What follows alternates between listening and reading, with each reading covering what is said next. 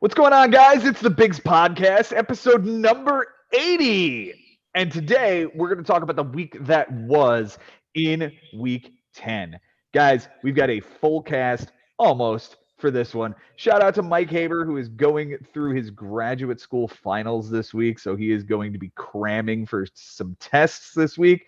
So instead of doing two different shows, we're just going to all put it together on one with the three of us, starting with a guy that I haven't been able to talk to on this show in 10 weeks from Denver, Colorado, Jason Ashby. Jason, welcome back. We're so glad to have you with us this time. Thanks, but I'm trying to figure out who you are. I don't recognize you. Who is this new host of the Bigs here? Well, for those of you watching on YouTube, you might see that my face no longer has the gigantic beard anymore because my Las Vegas Golden Knights won the cup last night, and I shaved live on Facebook for everybody to watch. Go check it out if you're friends with me on Facebook, and if you're not, you should be friends with me on Facebook. Speaking of friends with me, my best friend is also here with us. He is just in the other room. He is our commissioner, a three-time Bigs champion, Ben Nisman. Benny, it's been a wild 24 hours for us, and now we've got a huge show to do. How you feeling? Feeling great. And Joe, it is so nice to see you for the first time in so long. You are a handsome specimen, and it's nice to see it again. So good looking, and I'm really excited to do this show because we haven't gotten the three of us together in so long. And even though it's, more of a grind for us, there's no other thing that I'd like to spend my time doing. I'm so grateful that we get to do this. And it was a crazy week again, but in a kind of different way because there were so many tight matchups this time. And we haven't been used to that the whole season. So very, very challenging as far as guessing who the managers of the week are, and so much more to do. So Joe Schubert, the growth is gone, but you're still here as our host. Lead it off for us, my friend. Let's get going, boys. We're going to kick this thing off. Actually, Jason's going to kick this one off for us, buddy, because you did the research on what was the premier matchup this week. It was the Haber brothers. Have at us. What'd you see here, my friend? It was the Haber brothers. It was everything we thought it would be and more. I mean, what started out looking like maybe it was going to be a big beatdown by the older brother against the younger brother ended up being a whole lot closer. And holy cow, what a week it was! This was fun to watch. I'm honored and thrilled that I got to do the research for this because it was like watching. It's like watching Brett and Owen, it was like watching old school, like brother versus brother. And it did not disappoint at all. Let's look at the close categories real quick. Josh wins by the triple, 1 homer by a batter, 1 strikeout by a batter, 2 errors, 3 wins, 1 save, and 4 relief appearances. Mike wins by 3 doubles, 2 walks by a hitter, 0.01 on the on-base percentage, and 0.06 on the whip. And they tied in absolutely nothing. Crazy matchup.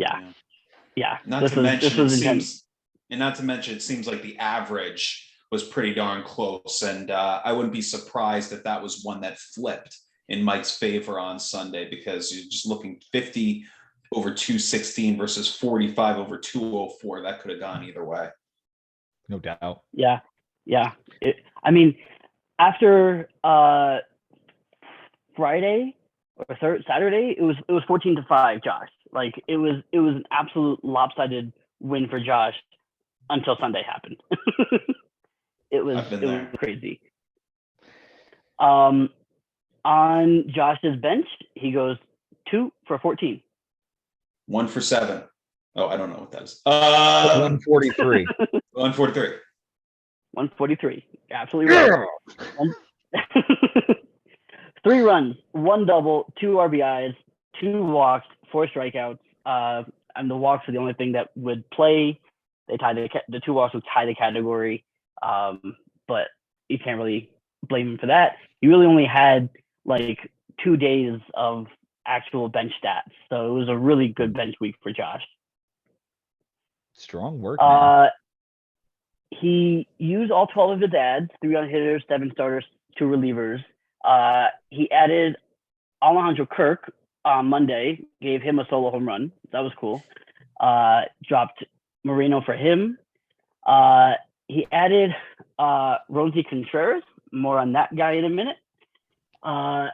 And he also, that same day, he dropped Mauricio Dubon, who had 2 for 4 with a home run after he dropped him. That sucks. Then he added Shelby Miller, who gave him 2 innings, then went on bereavement. Gabriel Moreno, 0 for 4, 2 strikeouts. Manuel Margot, 0 for 3 with a strikeout. He picked up Josiah Gray, who he had dropped for Contreras, but did not start Gray against the Braves, which worked out because he was not great. Then he also added Reed Detmers, 5 2/3, a win, 2 walks, 8 strikeouts, a 159 ERA, 1.24 WHIP against the Cubs. Can I pause you right there, Jason? Because Yeah. Reed Detmers is a guy you traded for this year, and now he's ending up in this matchup. Talk to me about that guy. Yeah. I really liked what I thought he was going to be, and I gave him a leash. He strikes out a lot of guys, but he was not getting wins, and he was not preventing runs.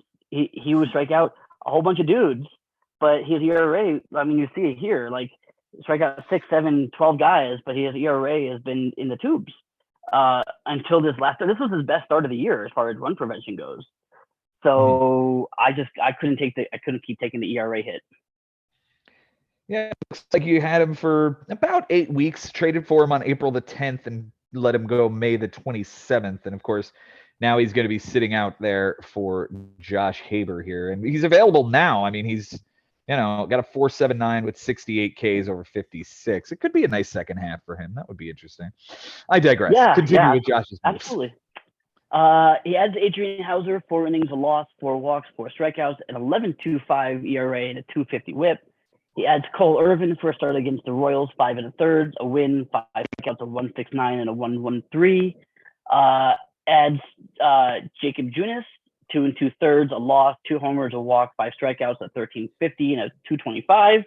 And on Sunday, he adds Louis Varland, who he had dropped earlier in the week, 4 2/3, a homer, 2 walks, 6 strikeouts, at 7.71 and a 1.71 against Toronto. Gross.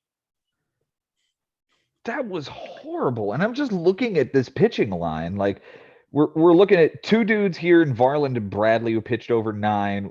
Contreras we'll talk about. Tommy Henry, Evan Phillips, Jacob Junis, Adrian Hauser, Lance Lynn, all with 9+ ERAs on the week. And these guys threw to like absolute dog shit ERAs. So yes. No surprises here when that happens, but at least they kept going.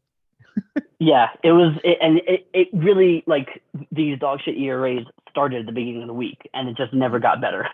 Like, it was awful from the get-go. Let's hit on the key players for Josh. The MVP, Elly De La Cruz. What a pickup this guy was. Bravo. 364, 481, 7 runs, a double, a triple, a homer, 4 RBIs, 3 steals, 5 walks, 10 strikeouts. And he's a fixture in that Reds lineup. He's batting cleanup every day. He can run like the wind. This guy is gonna be something special. Yeah, this is Fernando Tatis of Cincinnati. Like, this is that player for this team. Benji, I have to ask you, have you seen the kid play yet? I haven't seen him, but he's in a position to succeed here, obviously, in the Great American Small Park. Not to mention that the team is overachieving, at least as far as being in contention for the division. I mean, anyone can get that division because the NL basically sucks. But I'll see him at some point for sure. But as of right now, I hear the buzz. And it seems like he could just fill up the stat sheet in any regard to get a double, a triple, a bomb, stolen bases, multiple stolen bases. So certainly a threat, and probably somebody that now teams have to have consistent scouting reports on. And we'll see if that kind of changes what happens to this player. What happens when he starts to go cold? How far does it dip? because we've seen that happen with a lot of Reds prospects. Mm-hmm. Mm-hmm. Yep. Who's his least valuable hitter, Jason? I'm going Anthony Rizzo because he did absolutely nothing. Literally, no batting average and a .59 on base, 1 walk, 2 strikeouts, and that's it. Yeah, that sounds bad. Yeah, and I know he's been frustrated with Rizzo, so yeah, that's not good. The Cy Young, well, we talked about the shitty ERA, so the Cy Young is kind of like a no contest. John Gray, 9 innings, he got the loss, but 1 homer allowed, 12 strikeouts, a 1 ERA, and a .44 WHIP. Like the poor guy, I think the home run came in like his last inning, and otherwise it was a magnificent start against the Cardinals. Yeah. Not for nothing, James Paxton had a really good start as well, 7 innings there, and he got the win. You know, yeah, and the Red Sox, don't sleep on this team. Everyone's like, oh, they're going to be last place, they're bad, but now they got Duvall back. Soon Story is coming back, and they're going to be fortified. I'd be afraid of this team. I'm still picking them as a sneaky wild card. Wow. That's pretty bold, because honestly, that division is so damn good, and they're gonna have to leapfrog at least 2 teams to get there. I can see it. I mean, I'm believing in this group between Sale and Whitlock and Paxton. Like, they're gritty. There's a grind there to them, and it's just that Red Sox pedigree that I always believe in, that they're always going to be a pain in the butt. Let's talk about that Cy Young, Jason. We know who it is. Yeah, and it has absolutely Roansy Contreras. The guy got 1 out, and his ERA was 189 with a 24 WHIP, and above all else, it was against the Oakland Athletics. It was just probably the worst start of the year for anybody. Yeah. Guys, this was the premier matchup here this week, and we need to jump over to Mike Haber's side, I'm going to assume. We do. All right. Continue it. So let's do that. On Mike's bench, he goes 9 for 35. Oh, we were so close there.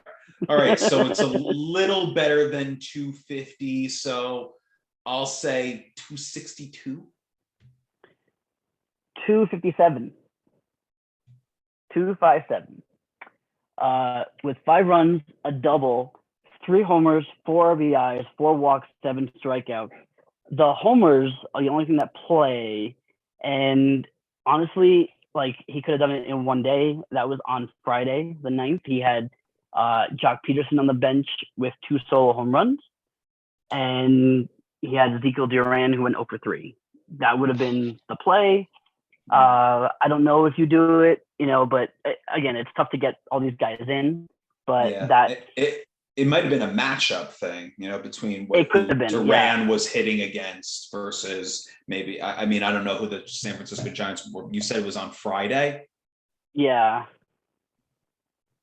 So whoever they faced yesterday, which was the Cubs. No, no. It was during the weekend of last weekend. The Giants. Because I have a lot of those freaking guys. Easiest way to find out is just to click on this and find out it's St. Louis, and they were in St. Louis. And then, it was the Cubs game. There was the Cubs game on the 11th. 4 for 4, 2 bombs, 4 RBIs, and 4 runs. Yep. Yeah. Killer. Yeah, that's again tough to get in, but that's what would have been the play. He also used 12 ads, so this was fun because both of them used all 12 ads. Although Mike did use 2 of his ads for week 11 on Sunday. So he did add Jock Peterson on Monday. He was on the IL, but he stashed him for his activation, and that we'll get more. We'll talk more about him in a minute. He has Tyler Rogers. He has Sean Manaea for the bulk relief appearance in Coors Field. That did not go well. 4 2/3, a walk, 5 strikeouts, a 7.71 ERA with a 1.29 WHIP. He added Gary Sanchez, 1 for 3 with a double, a walk, and 2 strikeouts. He then dropped Gary Sanchez the next day, who then goes 2 for 5 with a 3-run home run. And all of a sudden is actually being productive in the San Diego lineup, and it's pissing me off. It is, and because I know I've owned him at least once, and he keeps going on and off teams. because I'm waiting for that shoe to drop, right? Where he's gonna like hit the wall and not be a dude anymore. But it hasn't happened. Right. Like, when is that gonna happen? Right. The other possibility is he just finds the right. If it's not the Padres, maybe he just finds another landing spot and becomes the starting catcher because of an injury or something, and then he tears it up. Anything's possible. I mean, Aaron Hicks is really finding himself right now. So, yeah, he is. Baseball. Jaime Barria, he picked up on Wednesday for a start against the Cubs. 5 innings, a walk, 3 strikeouts, a 360 and a .8 whip. Corey Julks over 3 with 3 strikeouts. That's who he added for Gary Sanchez, so that didn't work out. Added Kyle Bradish, 5 innings, a walk, 10 strikeouts, a 5.40 ERA and a 1.40 against Milwaukee.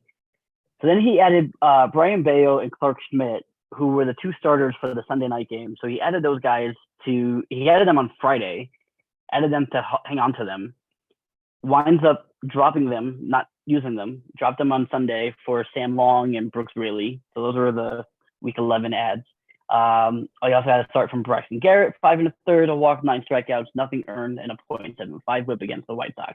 Also, that 3 hitters, 5 starters, 4 relievers. Solid. Yeah. Yep.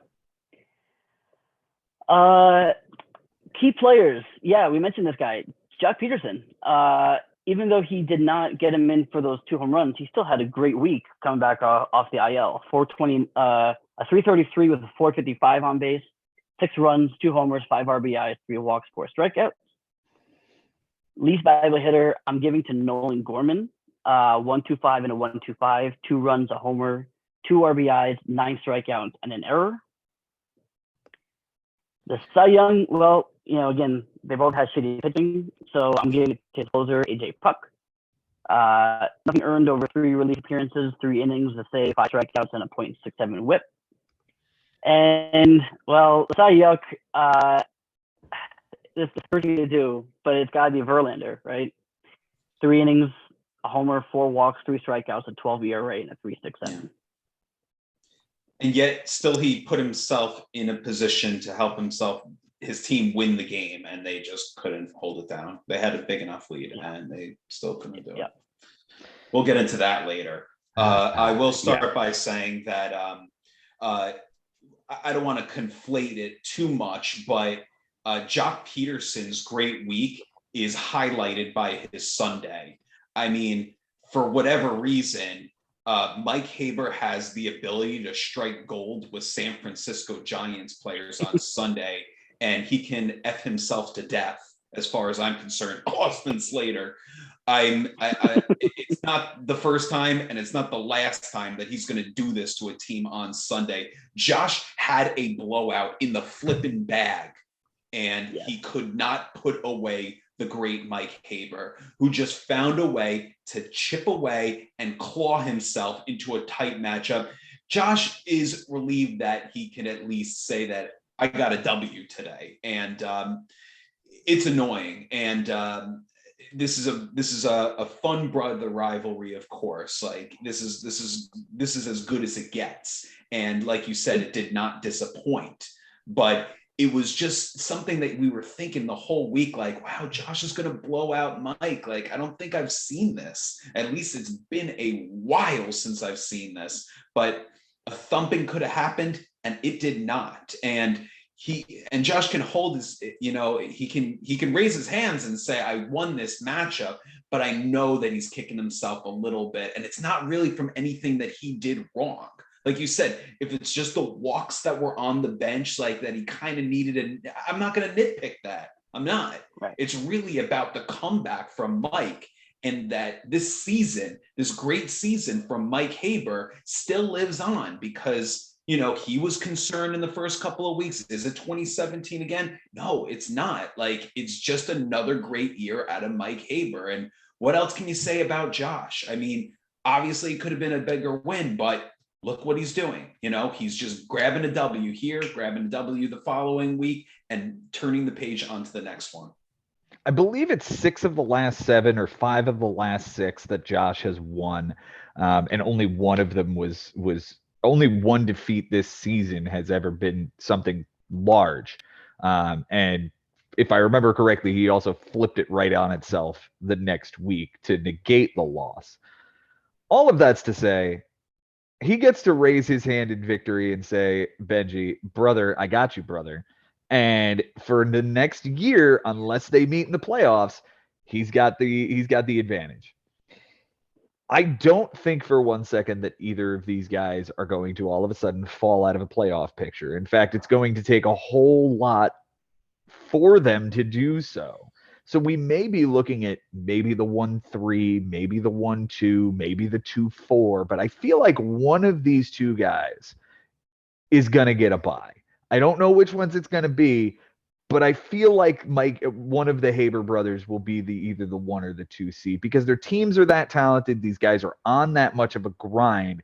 And for Josh, it just feels like he is motivated in a way that we have not ever seen out of this guy. And it's a man on a mission, and that mission does not stop until week 25. He puts his name on the trophy or bust. Let me tell you, I was with him here a couple of weekends ago, and we were sitting at Coors Field watching the Mets get their asses whooped, and he's sitting there on his phone, like making moves and doing everything like there at the game. And while he was up big in that particular matchup, but he was still there grinding it out minute by minute. You're absolutely right. He is motivated, and this is so fun to watch. Yeah, and I'm sorry, I realize we've all said something, but I just wanted to close by saying, like, he got into the playoffs for the first time in 15 years in 2021. And last year was an almost playoff year. So maybe that kind of makes him think a little, every stat does matter. Even though I'm dominating, I can't take anything for granted. I got to squish the bug on every single stat, on every single opponent, every single matchup, play this inning by inning, out by out, pitch by pitch. And that's what he's doing, and it's showing in the standings. We love it, Josh. You're kicking ass while there's ass to be kicked, and you kicked your brother right in the teeth for 6 days. It's just you were facing your brother, and it happens. We've all been there with that guy. I mean, Benji, speaking of being there with that guy, let's talk about your matchup with Costas this past week, shall we? Yeah, let's go. How'd you feel after this one, my friend? I sweat it out, man. And obviously, I'm looking at certain aspects of this matchup where I think, God, it could have been 13-8. It could have been 14-7. At the end of the day, this is what it was meant to be. This was the 2021 final, and this was the 2021 final score.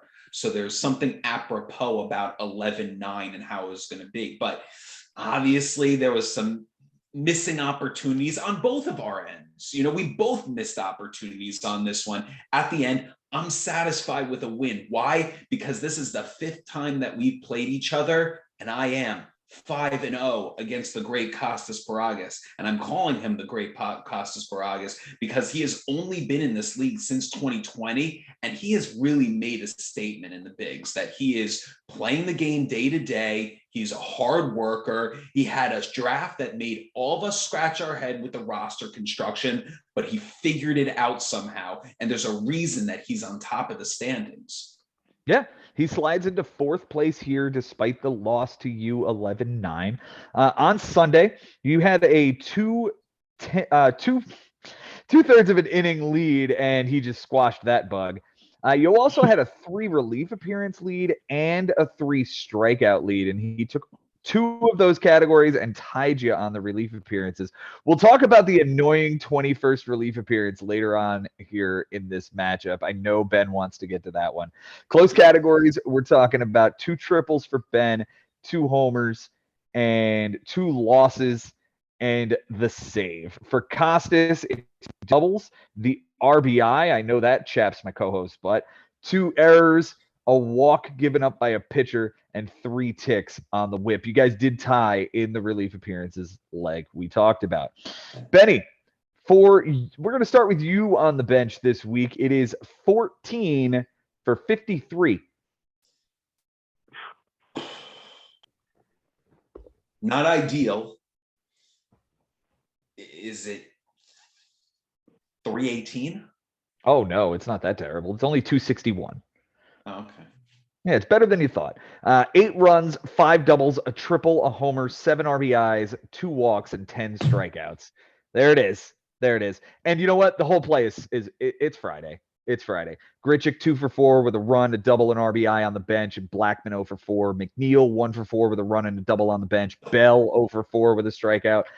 And if you add in the Ranger Suarez 6 innings, 8 strikeouts, a 150, and a 1, then you might be playing Sunday differently. And right. the whip is different. The whip is definitely different. And not to mention a Sunday decision of benching Josh Bell. He had his best game of the season. He goes 3 for 4 with a bomb and a double. That double doesn't tie it, but the RBI does on that home run, that solo shot. No doubt. No doubt. Your transactions this week, you dropped Steven Wilson, Daniel Bard, and Lance McCullers Jr. Rest in peace, Lance McCullers' season. He's going for surgery, and he's going to be done for the year. You added Brock Burke. Do you like Brock Burke, Ben, in one word? Well, honestly, yesterday made me feel differently. It's not him. It's freaking Bochy. Guy, decides that he doesn't need to use this guy ever. He forgets that he's on the team for a good week. And it's not the first time that this has happened to me with Brock Burke. And I was wondering on a Saturday, why the hell hasn't anyone picked this up? Maybe they know something that I don't know. Maybe they try to pick up Brock Burke and he hasn't pitched for 4 days for them. I know it happened to me. I think it was 2 or 3 weeks ago. I might have been playing Bobby at the time. But it's something that's just very frustrating because when a guy hasn't come in for 3 or 4 days, you expect him at a 2-day. When did I pick him up? Saturday or Friday? You picked him up Monday first, and he did get you the relief appearance that day. Then you dropped him, and then you picked him up later on the 10th, which would be Saturday. Right. And so for 2 days after he hadn't come in since Monday, and he just come in for the rest of the goddamn week, then yeah, it's Bochy, more or less. But okay. He's not the only one that I had issues with as far as managerial decisions on their bullpen. Oh no, we've got more of them. Oh yeah, I got plenty more.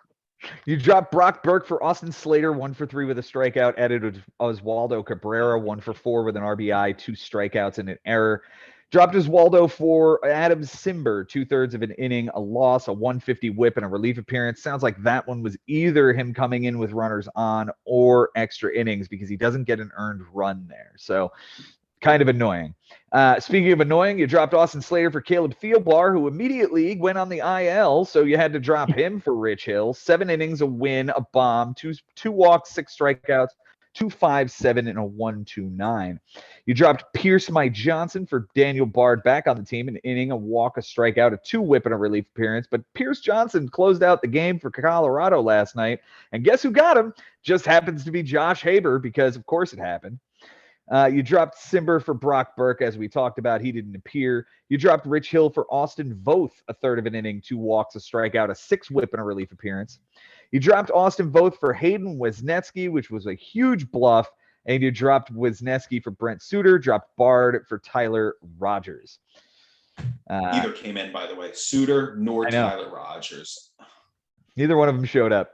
Right. Your MVP this week, sir, is going to be Nolan Arenado. 409 with a 458, 3 runs, 2 doubles, a triple, 3 homers, 7 RBIs, 2 walks, and 2 strikeouts. The least valuable hitter, despite the fact that he had a career day, is Josh Bell, a 125 and a 222 with a run, a double, a walk, and a strikeout. The Cy Young is that Rich Hill start we talked about. 7 innings, only 2 earned with 6 strikeouts. But the Cy Yuck, and here we go, back to our stupid fucking Mets. Tyler McGill, 3 2/3, a 17-18 Revolutionary War style ERA with a 3 whip, the loss, 3 walks, and a strikeout. Gross. For Costas Paragas on his bench, Benjamin, this one I think you might be able to get. It's 0 for 4. I'm perfect for another week. He is with 2 runs, a stolen base, and 3 strikeouts on the bench. None of it plays. His transactions this week, not as many as you, sir, but dropped Kyle Harrison for James Karinchak, 2/3 of an inning, a strikeout, and a relief appearance. He dropped DJ LeMahieu for Brent Rooker, who didn't play and was a waste. He dropped Brent Rooker for Carl Edwards Jr., who didn't come in. He dropped Jake Fraley for Trevor Richards. I believe he started that game and got like 3 innings. Dropped James Karinchak for Dick Lovelady. That's an inning, a bomb, a strikeout, 9 ERA, a 1 whip, and a relief appearance. He dropped Dick Lovelady for Victor Gonzalez. Victor Gonzalez was supposed to start the game as the opener. Well, guess what? He didn't, and he came in an inning, a strikeout, a 1 whip, and the 21st relief appearance against my co-host. He also dropped Carl Edwards for Carlos Hernandez, who started the game and was not good. An inning, a walk, a 27, and a 4. That was bad. The MVP for Costas this week is that man. It's Freddie Freeman, a 429 with a 519 on base. 8 runs, a double, 3 homers, 9 RBIs, 4 walks, and 4 strikeouts. The least valuable hitter is yesterday I looked Giancarlo Stanton in the face and I said, "You're going to get a hit today." And not only did he hit a homer.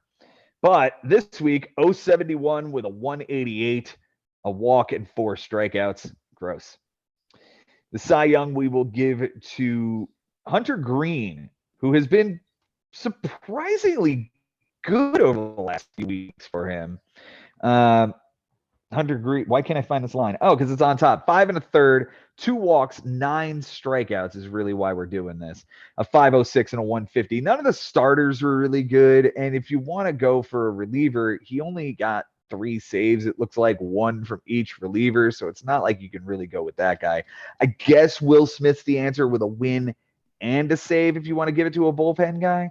That might be it. Speaking of bullpen guys, the Cy Yuck, Kendall Graveman. A loss, 3 2/3, a save, a homer, 2 walks, a strikeout, a 491 and 136. I'm not going to give it to Zach Gallen. He's been money. Alex Cobb gave him 7 strikeouts. At the end of the day, he won innings, strikeouts, and whip and tied relief appearances. So that's where I'm kind of targeting these 2 categories. Benji, this one will be yours, man, and I'll go ahead and give you the floor on this one.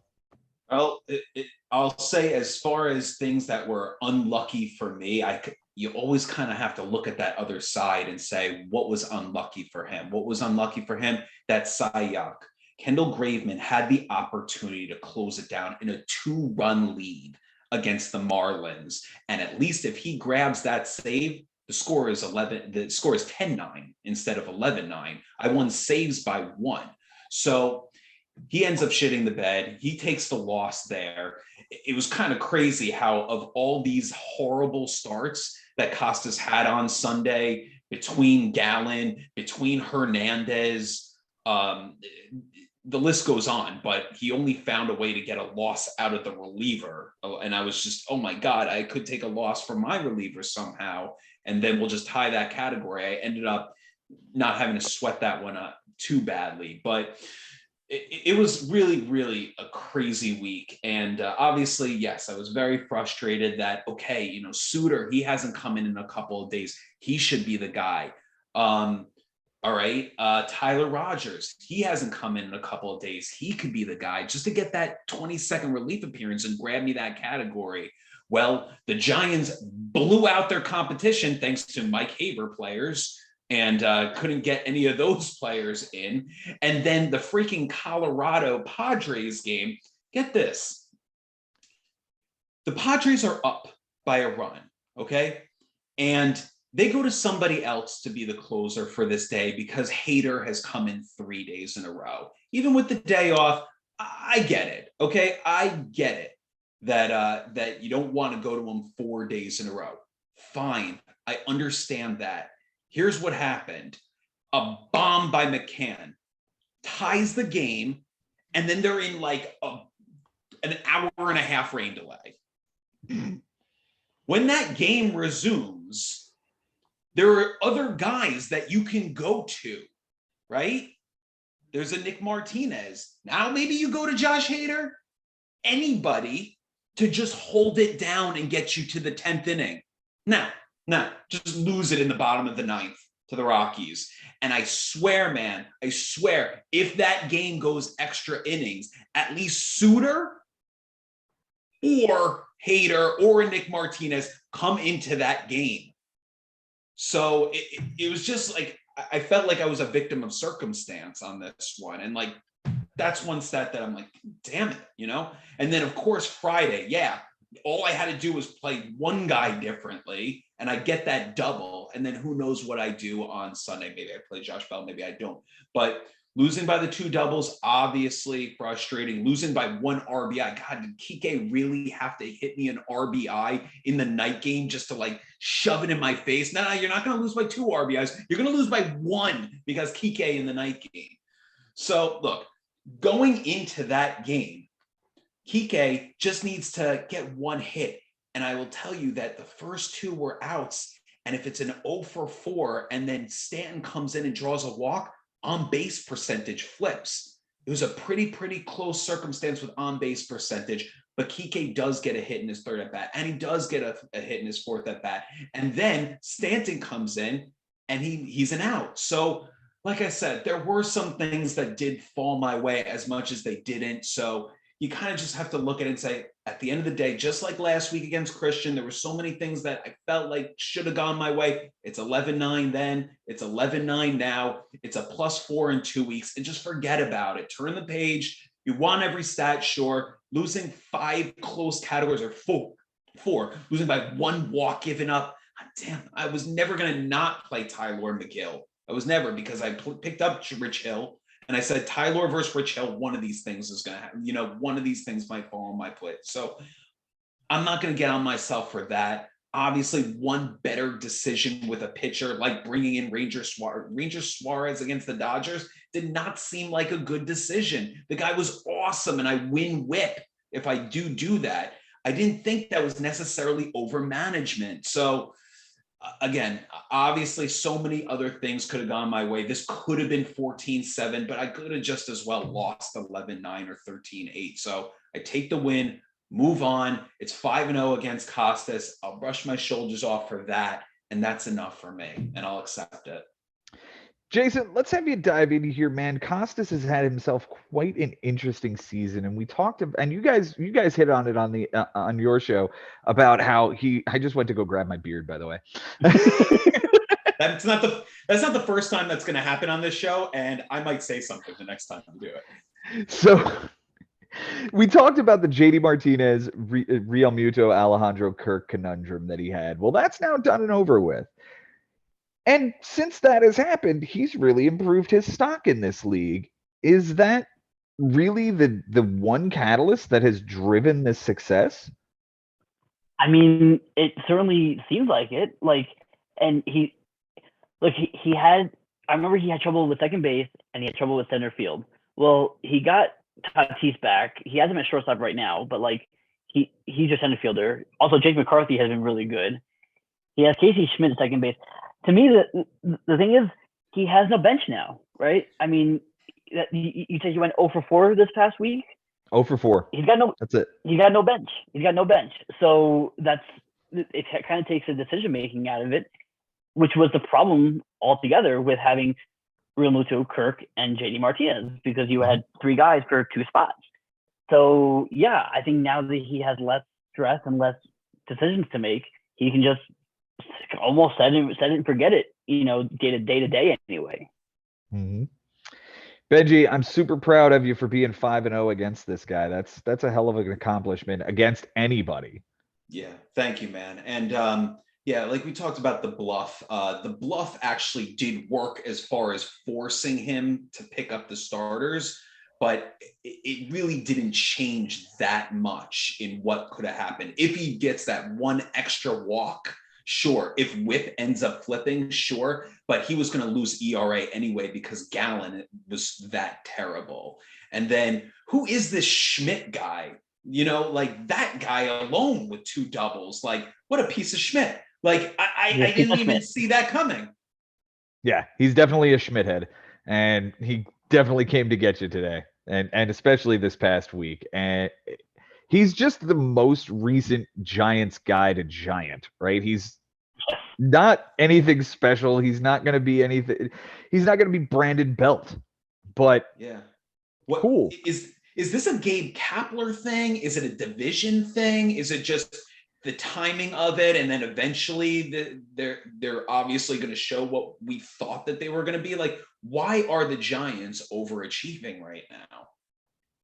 I think it's just the fact that anybody can get hot for a short period of time. I don't think this is going to sustain, but it's certainly nice to see Michael Conforto playing good baseball again. It's nice to see Jock Peterson putting up good numbers again. There's a lot of guys to root for on this team between JD Davis, Michael Conforto, Wilmer Flores, Jock Peterson. Those four alone I can root for every day. Yeah, and Kapler. I like him, actually. He overmanages occasion. Yeah. What's that, I think Jay? also I think also, just to really hit on the Giants real quick, I think it's the underperforming of the Dodgers and the Padres, I think, is what's kind of fueling the fire, because both of those teams are well underperforming, and that's allowing teams like the Giants and the Diamondbacks to really take advantage. Yeah, those baby snakes are playing out of their minds right now. Yes, they are. Yes, they are. Let's put a bow on this one, Jason. You got the next one here. What do we got for the next one? That is going to be our friend Frank Bucco taking an 11-9 victory over Adam. Right. What do we got in close categories? I'll get it pulled up here. Yeah, close category. So Frank wins by a triple, 2 steals, 2 losses, and .02 on the whip. Adam wins by a homer by a batter, 1 RBI, 2 errors, 3 wins, 2 saves, 3 walks by a pitcher, and 1 relief appearance, and they tied in doubles with 10. For Frank's bench, I think, Ben, you might get this one too. If you got your thinking cap on, he goes 1 for 5. I got my thinking cap on. I think it's 200, Jason. How much is 1? And the one, so it's 1 run, 1 homer, 1 RBI, 2 strikeouts. The 1 was a pinch hit solo home run by William Contreras on Saturday. Can't get on him. That's just annoying. Yeah, that's a perfect word for it. Is annoying because of what it does with the RBIs and the homers. Like, that's just incredibly annoying. Yes, that is salt in the wound. I mean, luckily he still won the matchup, so it doesn't matter. But it could have been obviously a much bigger win. But who would have done that? You know what though? Hang on a second. Yeah. Okay. Because Ben and I were discussing this last night. We were discussing the number of trades that Frank has already accomplished, and it's 5. And there's one trade in there that stands out. It's Ezekiel Duran for Travis d'Arnaud to get 2 catchers onto the team because, and I quote, William Contreras doesn't play every day. I need a second catcher. Well, here's William Contreras not playing every day and hitting you the winning bomb and the winning RBIs and the tying bomb. So, and you got 5 trades in the pocket. Yeah, right. The only argument that I would put in Frank's favor is that d'Arnaud hit a home run last week also. So he needed both things to happen. I hear what you're saying, though. Like, sometimes when you do play with, like, for instance, today, Will Smith isn't starting. I still am going to put him in my lineup, and sometimes good things happen with your guy not starting, but you have no one else to fill that position that day. You know, maybe he comes in and draws a walk or gets a hit, so something. And you won't know if it matters until week's end. But if you don't have that dude in your lineup, you don't get anything. Yeah. Continue, Jason. I'm sorry. Yep. No. He did use 4 ads. He also did make a trade where he got Michael Harris from Brian Lebo for Brendan Donovan and Yennier Cano. I don't know did you guys talk about that last week? We didn't, because it happened this week. I'll go ahead and take this one. I think this is an incredibly savvy buy low. I think this is a ridiculously savvy buy low. The only thing I don't like about it is the offensive piece he sent away, only because it fit his team specifically really well because he has Goldschmidt. So he essentially had the leadoff hitter for the Cardinals and the power hitter for the Cardinals. And that's always a good combination to have. It happened just yesterday where Donovan led off the inning and then Goldschmidt homered. And yeah, you get the Goldschmidt homer and you get both RBIs, but you could also have both runs. And just one of those moments. I like the trade for both sides, though, honestly. Benji? Yeah, I also like the trade for both sides. You're getting a 2-for-1 if you're Brian Lebo. You're getting rid of a headache that maybe you feel like you jumped a little bit too early at when it came to Michael Harris, and he felt it was a sophomore slump. What's the most fascinating thing about this deal is that if Michael Harris is not an Atlanta Brave, I think Frank is just thinking, this guy sucks. Why the hell would I trade for him? It's the fact that it is an Atlanta Brave that he could say, I have a gut feeling that this guy is going to turn it around and have a great second half or have a great 8 weeks, whatever it is. It's just someone that if you didn't have the eyeball test on him, you're not touching it with a 20-foot pole because you just look at the numbers and you're like, this guy's garbage. I'm not going to trade away 2 guys. So it's all about perspective in this regard. Mm-hmm. What's the rest of his moves here, Jay? All right. He added Tim Meza for a relief appearance, an inning in the third, 2 strikeouts. He added Sean Armstrong, who was an opener for the Rays. Gave him 2 innings, a strikeout, and a .5 whip. That same day, he dropped Ezequiel Tovar, who went 2-for-4 with an RBI and a run. He dropped Armstrong, picked up Bryce Miller, who was supposed to start. I think he was supposed to start on Sunday, and he got moved to this past Monday, so that didn't work out as well. Although the start on Monday was good, so I guess it did work out, but it didn't play for week 10. And then he added on Sunday Emilio Pagan, an inning pitched, a loss, a homer, a 27 ERA, a 3 whip, and a relief appearance. He didn't lose any of those categories except relief appearances, and Pagan gave him everything he could for it. He can only come into the game once, so. Yeah. I don't know if there's a possibility to get another relief appearance in there somewhere, but having only used 5 ads. I was going to say, having only used so many ads, there's definitely the opportunity. He just didn't take it. Yes. We'll hit on his key players here. I am giving it to Steven Kwan. Only a 250 with a 400 on base, but 7 runs, 2 doubles, 2 RBIs, a steal, 5 walks, and 6 strikeouts. Harris had a great week, and so did Brian Reynolds, but it's the runs for me that stood out for Steven Kwan. The least valuable hitter, this should make Joe happy because I know he tormented you last week. Thank God. Alex Bregman, who is now the namesake of the team, 143 of 172, 3 runs, a double, a homer, 3 RBIs, 1 walk, 10 strikeouts, and 2 errors. The dude doesn't strike out normally, so for 10 in a week from that guy is pretty weird. Yeah, and the 2 errors is the difference in the matchup for the category.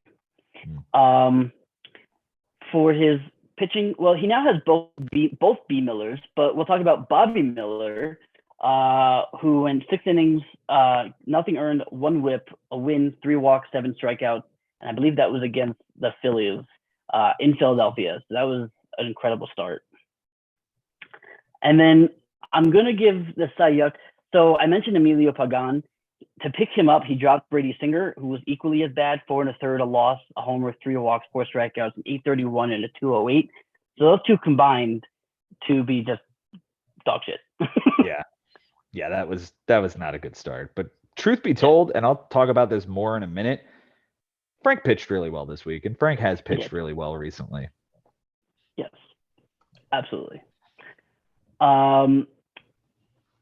So on Adam's team, on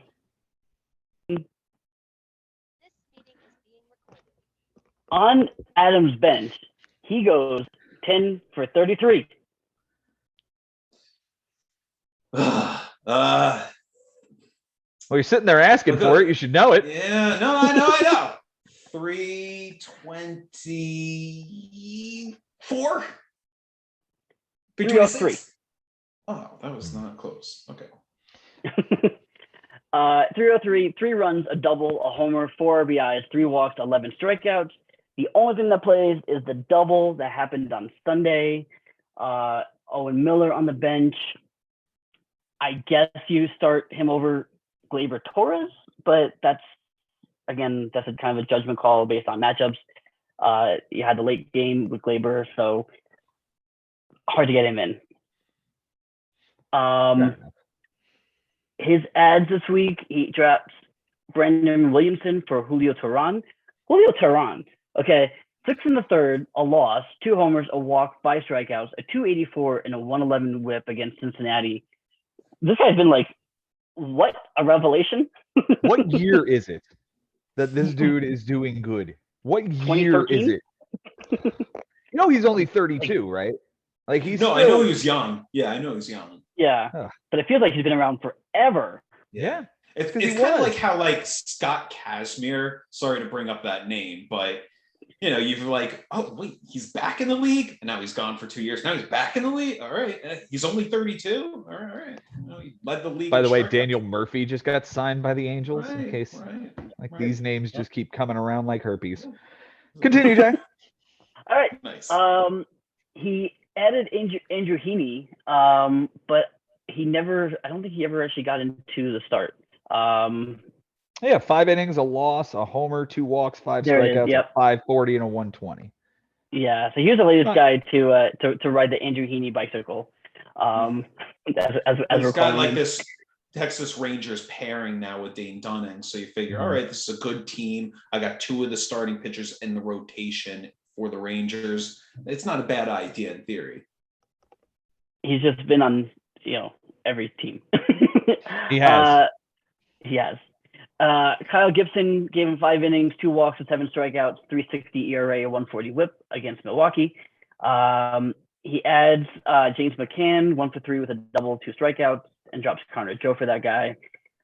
He uses a waiver claim on Ji-Hwan Bae, who went 0 for 4 with an RBI. He adds Connor Joe back up, 1 for 4 with a strikeout. And he adds Riley Adams again, who he dropped earlier in the week, 0 for 3. Let's touch on his key players. For his MVP, I'm giving it to the man, Manny Machado. 385, 407 on base, 6 runs, 2 doubles, a homer, 2 walks, 2 RBIs, 1 walk, 5 strikeouts. The least valuable hitter, Gleyber Torres, 067 average, a 176 on base, 1 run, which came on a home run, 2 RBIs, 2 walks, 4 strikeouts, and 2 errors. Also, shout out to Swanson with his 11 strikeouts. Yeah, but the 2 errors just stood out to me. But they were both equally just as bad. For his pitching this week, I guess I'm giving it to Raisel Iglesias. 3 innings, a win, 2 saves, 5 strikeouts, nothing earned, nothing, no whip, nothing. Over 3 relief appearances. Beautiful. And the Cy Young, let's give it to a guy who's no longer on the team, Peter Strzelecki. 3 innings, a win, a loss, a homer, 2 walks, 7 strikeouts, an 18 ERA, a 2 whip over 3 relief appearances. The one thing I want to point out here, as we're now getting into the nuts and bolts of this particular matchup, the one thing I noticed is that Adam used 4 different catchers at some point this week. Elias Diaz, Keibert Ruiz, Riley Adams, James McCann. And we talked about this with Frank, where he's got 2 of them that he has to play in and out every single week. Riley Adams wasn't good. James McCann wasn't good. Keibert Ruiz is the guy. And look, Elias Diaz is having a nice season for Colorado. I agree that he should be rostered. I just have a really hard time agreeing with anybody who's rostering 2 catchers that are just C's. If you've got a second position that you can flex that guy into when you need to, fine. Real Muto, when he had first base eligibility, was like the cheat code for this. I just don't know if this was great when you're also getting no production out of Gleyber, no production out of Swanson, and you're still in the fight, obviously, but I think there could have been some different moves done here to maybe get another double or something that would help you. Look, 224 to 238, yeah, you could probably make that happen. and he's been, we've covered Adam a few times on mine and Mike's part of the show, and he's done this pretty much all year, where he kind of has this catcher roulette. He's gone through Jose Trevino. He's gone through, I think he had Francisco Alvarez at one point. He'd gone through these catchers, even though he's had Kyber Ruiz all season. He's just kind of gone through these secondary catchers all year long. Mm-hmm. Benji, where is Adam at? He seems to be the rookie that's starting to slide here. We're seeing things like this. Now, this isn't to say that he's bad at this or that he's going to fail at this. It's just one of those like, okay, buddy, you need to tighten this up a little bit. Yeah, there was one specific discussion that we had that kind of makes me understand this a little bit more. It seems like, yes, there has been sort of a catcher rotation. Well, there are certain guys that are on this roster that maybe you or maybe Jason or maybe myself would not have on their roster anymore. Adam has made it apparent to me that there is trepidation about letting certain guys go and then somebody else picks them up, which is it's a natural thing that I have fear of and anyone does, but sometimes you need to get that stat, you need to go for that. You need to fill short side. And if you have to let go of this guy that you've had since the draft, so be it. And I think that's sort of playing into this a little bit. However, what I will say is that this score looked a lot uglier. We didn't really get entirely into how much got turned around here. But to paraphrase you, Joe, Adam made a very frothy strawberry milkshake on Sunday, and he really got himself much closer than one would anticipate. He grabs the home runs by one because he decided, let me play the whole freaking outfield of the Pittsburgh Pirates against the Mets. And he did that, and it worked. I think Sawinski was the guy that kicked our ass. And yeah, for what it's worth, that dude has 15 bombs this year. Yeah. What? That was the Adam Frazier piece. I told you these Pirates are real, Jay. I told you. No. Well said, man. Well said. I mean, hey, Mets do suck, and that's part of the reason they lost that series. But even still, you're seeing the Pirates in the hunt, just like the Reds, just like the Cardinals, have plenty of opportunity to make a huge second half comeback. But getting back to Adam, look, to beat a guy like Frank in relief appearances, who just recently beat Joe in relief appearances, I mean, he's playing a lot better. He wins walks given up by 3. I really do think he's learning how to play by the score week by week. And yeah, of course, he's going to make some rookie decisions and they are going to blow up in his face, but he's playing the game day to day. He's on top of the team. He made what looked like it was going to be a much uglier score, an 11-9 finish. He's got to be happy with that. I look at that more than, unfortunately, I feel bad saying this to Frank, who's on a great run right now. I look at that more than I look at the fact that Frank won another week. It's important that Frank did. It's important that he keeps this momentum. But how about Adam? Adam is not out of this thing. There's 12 freaking matchups left. He's got Henry Collins, another rookie, coming in this particular matchup. So who knows? Anyone can go on a run in the big. So I give him a lot of credit here. Great win for Frank, important win for Frank, but an even more important good loss, if you will, by Adam. No doubt. When we transition here over to Frank's side here, I had mentioned earlier that Frank is pitching well, and Frank pitched well last week, and Frank pitched well a couple of weeks ago. He's had a decent string here. And yet at the same time, Frank is scared to death that he needs to make a trade and get a 2-starter. And yeah, after Spencer Strider, there's a lot of question marks on this team. Jordan Montgomery counts as the 2 right now, I guess. Jason, this pitching staff, I don't think it's as bad as he thinks it is. Strider, Montgomery, Yuri Perez, Aaron Savale, and both B. Millers. Yeah, and by the way, Urquidy is playing catch. He's going to come back by the All-Star break. So you just, hold out until the second half starts. And you got easily a number 3 there in Urquidy as long as he's healthy. And who knows, Chris Sale may or may not come back. But like, yeah, I don't think he has a whole lot to worry about as far as blowing shit up. Like, he's got pieces here that this Smith Shawver kid from Atlanta, like, he could be something special.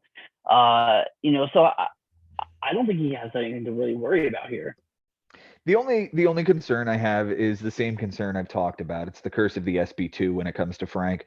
When you look at the trade of Dylan Cease for Chris Sale, and we see how Chris Sale is, which is ironic because Chris Sale has already been the curse of the SP2 once before Ben Nisman.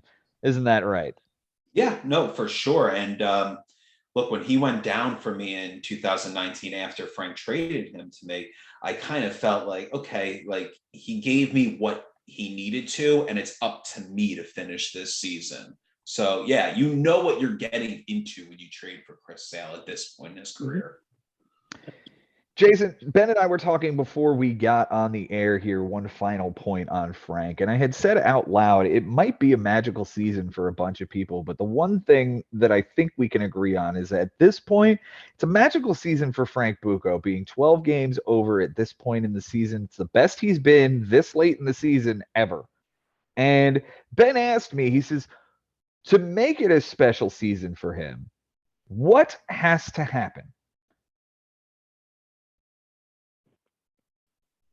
Make the playoffs. There's the answer. That's it. That's it. Yeah. That's it. It's either make the playoffs and it's a special season, because fighting for a playoff spot, we've seen it. Fighting for one, we've seen it. Making it in as the 8th seed in 2020 is the only playoff appearance that this guy has, and he ran it to the finals. If this guy can make the playoffs, who knows what can happen? Mm-hmm. Yeah, a deep run is what at this point, Frank expects a lot of himself, because he feels like now 2019 is a long time away. He's been in this league. Honestly, I'd still say that he's arguably still a puppy in our league.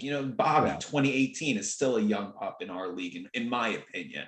But he values his abilities to the point where he thinks that he should have gotten into the playoffs in a full season, a 21 or a 22 week season. So yeah, I agree that a magical season, as you put it, would mean him getting in the playoffs, not necessarily making a deep run, but just getting in there and say, I was part of the top 6. There were 10 other guys that didn't do what I did. So it's a long way to go. And unfortunately, his track record does say that he does something catastrophic to make subtraction by addition with some of the decisions that he makes, not just week by week, but with these trades. So here's what I will say to give him a ton of credit.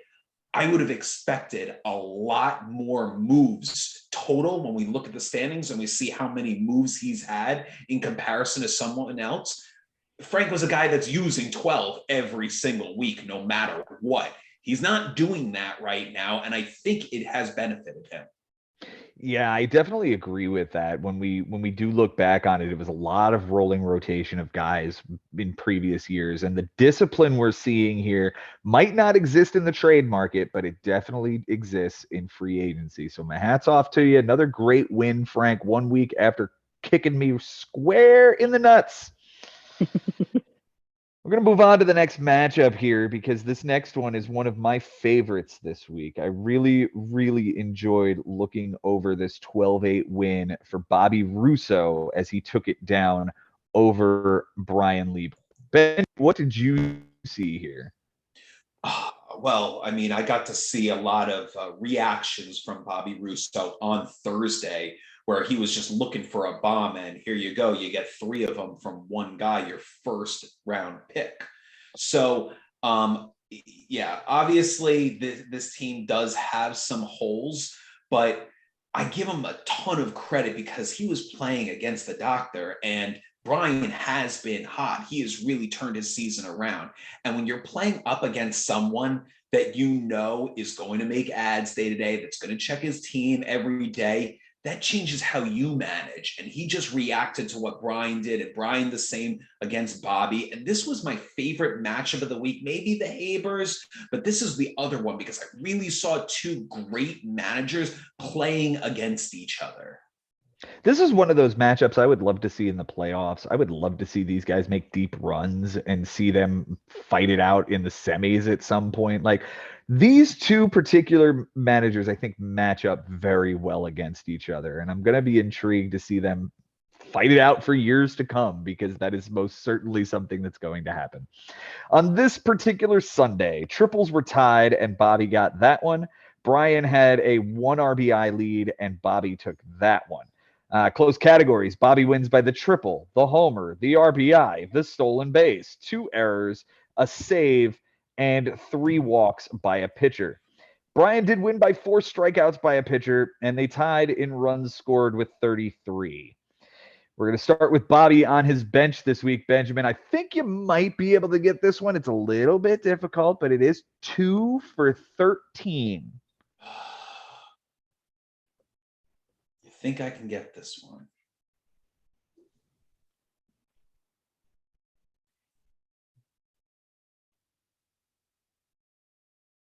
$188? It's a 154. I kind of figured you'd just be right around 150 or so. With a run and 5 strikeouts, that's it. Obviously, the run plays. And it was, in fact, on Friday, it was Eddie Rosario, 2 for 4 with a run and 2 strikeouts. Jake Bauers was 0 for 4 with 2 strikeouts in left field. So that's the only play he could have made this week that would have impacted. And, of course, it comes back to bite him in some capacity. His transactions this week. He dropped Chris Taylor for Eddie Rosario, of all guys. 1 for 4 with a run, a double, and 2 strikeouts the day he picked him up. He dropped Trevor Gott for Danny Colombe, 2/3 of an inning, a walk, a strikeout, a 3 whip, and a relief appearance. He dropped Adrian Hauser for Luis Garcia, 1 for 4 with an RBI and a strikeout. He dropped Dylan Lee for Luis Garcia. He added Matt Mervis, which was a waste. He dropped Heimer Candelario and Riley Green. Added Marcell Ozuna and Jake Bauers. Dropped Matt Mervis for Trey Mancini and Colin McHugh for Tommy Pham. All of those moves I just mentioned, from Dylan Lee to Luis Garcia to Colin McHugh for Tommy Pham, all of those, Ben, were done while Bobby was sitting out on our back porch. He had to fill up a lineup. He was here for dinner and to hang out and have barbecue. And he's like, I got to fill up a lineup. Here we go. And just did. Yeah.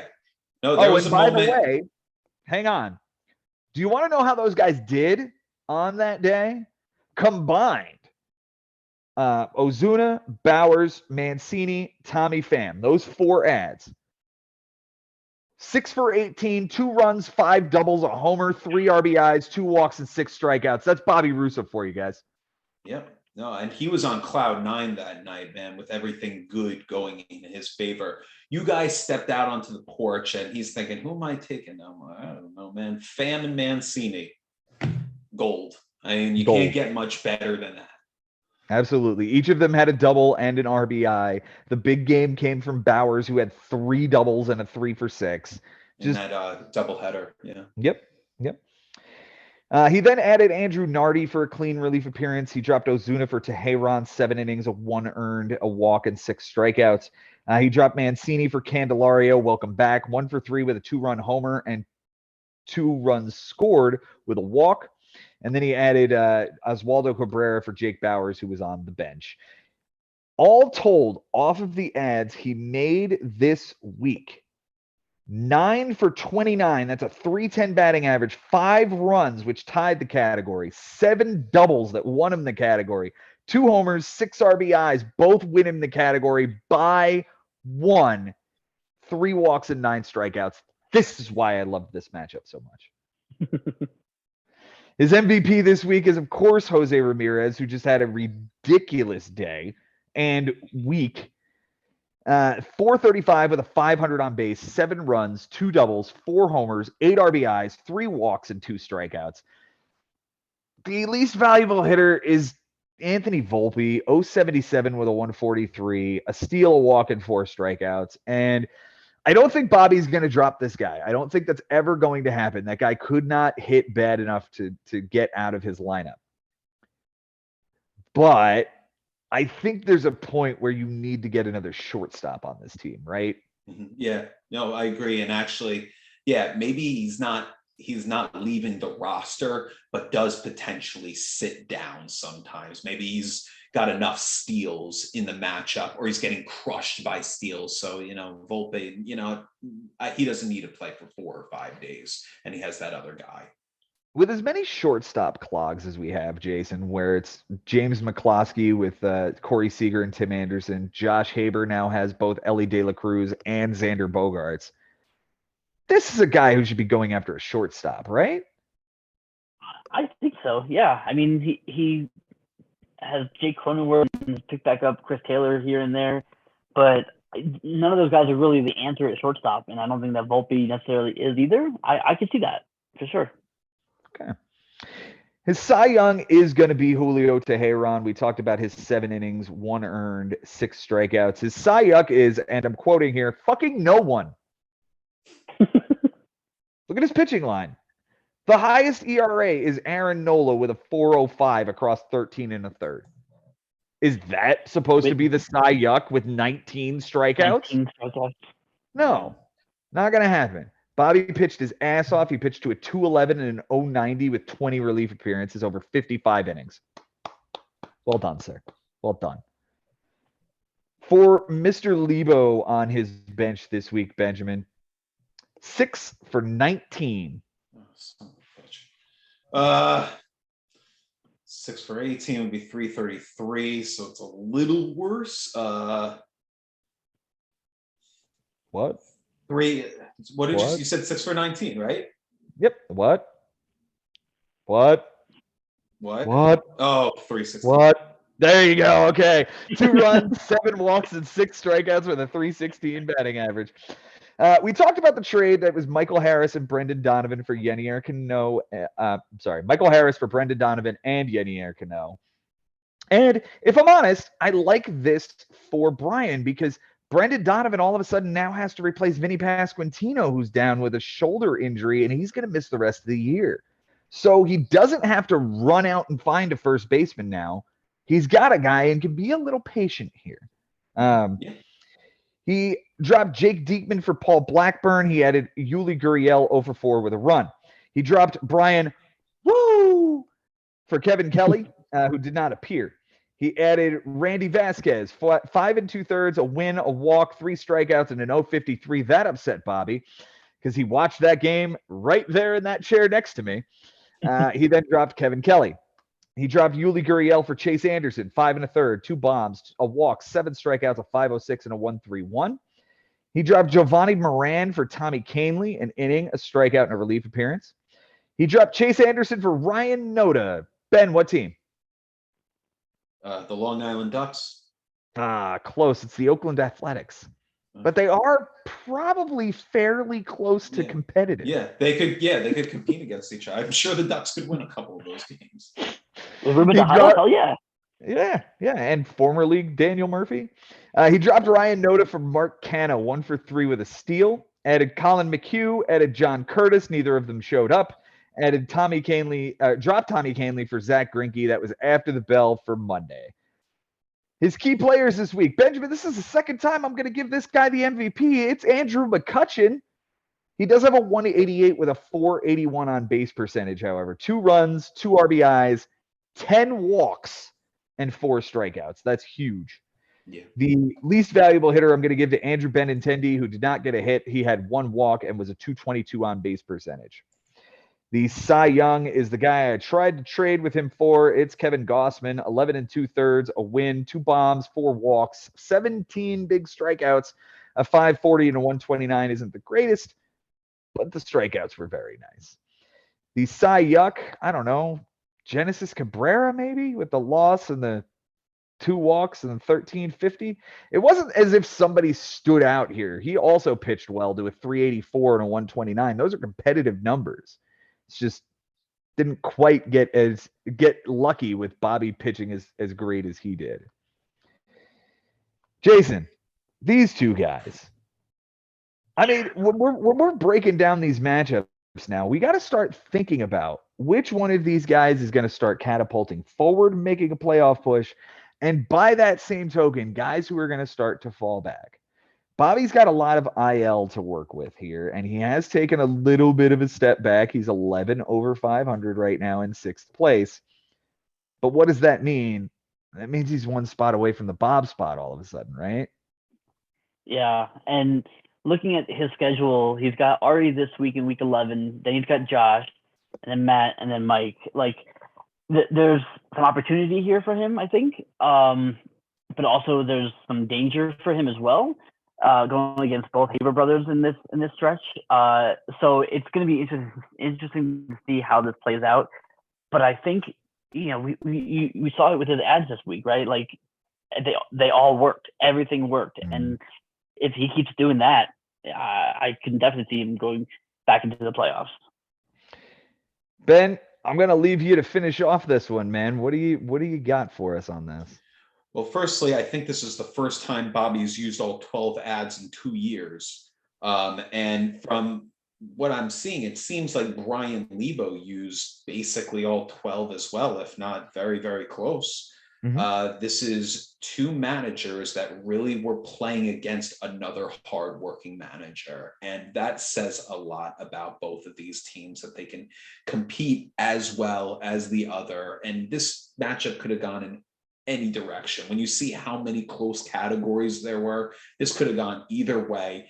And yeah, it's very possible that there's going to be a very unfortunate thing that happens to one of these teams, that they could be making these hardworking, logical decisions day to day, and it just starts blowing up in their face day after day, or 7 out of 9 days, and just all of a sudden it just seems like everything's crashing down. They just start dropping down the standings week after week, and it's not for anything that they're doing incorrectly. It's just unfortunate circumstances, and that's baseball. So I'd like to see both of these guys continue to make a run, but someone's going to have to keep losing. We have so many great managers, and we haven't gotten to your matchup yet, Joe, but you're due to start cruising at some point. Like, a run is going to happen. It likely will. Jason Ashby has been really, really consistent. By this time, Jason Ashby would have taken that big loss by now, whether it's from Mike, whether it's from Joe, whether it's from myself. That hasn't happened yet. He's still treading water. You got Frank. This has been an incredibly competitive year where anyone can take it. But at some point, yes, there is going to be more separation. I wish I had the crystal ball to tell you which one it's going to be. And it's unfortunate that it's going to be somebody, but I'm really hoping that these two guys can keep playing the way they are, because it's showing that the harder the work they do, the better it's going to be. And the fact that they are making ads like this, that they are using as many as they can without breaking down the team too much, it just shows the learning curve for them. Bobby joined in 2018. Brian Lebo joined in 2020, and now they're playing like veterans. And it's so amazing to see this from a commissioner's perspective. Excuse me. You're all right. Jason, where are we going now, my friend? You know what? I think Ben mentioned it. Let's hit on your matchup. How about that, dude? All right. That's Shall fun. we do that? All right. That's fun. This one hurt. I think it's that time. Yeah. This one All hurt. right. It actually almost hurt to even do the research for this one, dude. You did take the 11-10 loss to Henry Collins here, keeping you in 12th place in the standings. Anything you want to lead off with? First of all, my hat's off to Henry. He played a hell of a matchup, and to be a rookie coming in playing the 4-time champion and getting the matchup win for the only week we'll play each other potentially. Yeah, he gets to hang his hat on that, and I'm really happy about that. The one thing I would have liked to do is complete a trade with Bobby that we were talking about from Thursday through Sunday, and it just never really came to fruition. It ends up being what Sandy Alcantara becomes with the two relievers, but yeah. Regardless, you wanted that to happen within the week, but it was never going to be happening on Monday or Tuesday. No. It was never going to it was never going to flip in the week. So No, we'll move on. All right. Let's hit close categories. Henry wins by the triple, 2 walks, 0.04 on the on base percentage, a win, a save, and a walk by a pitcher. Joe, you win by a steal and 0.04 on the whip, and you guys tied in absolutely nothing. On Henry's bench, okay, 14 for 42. oh, I feel like I should have that in my back pocket.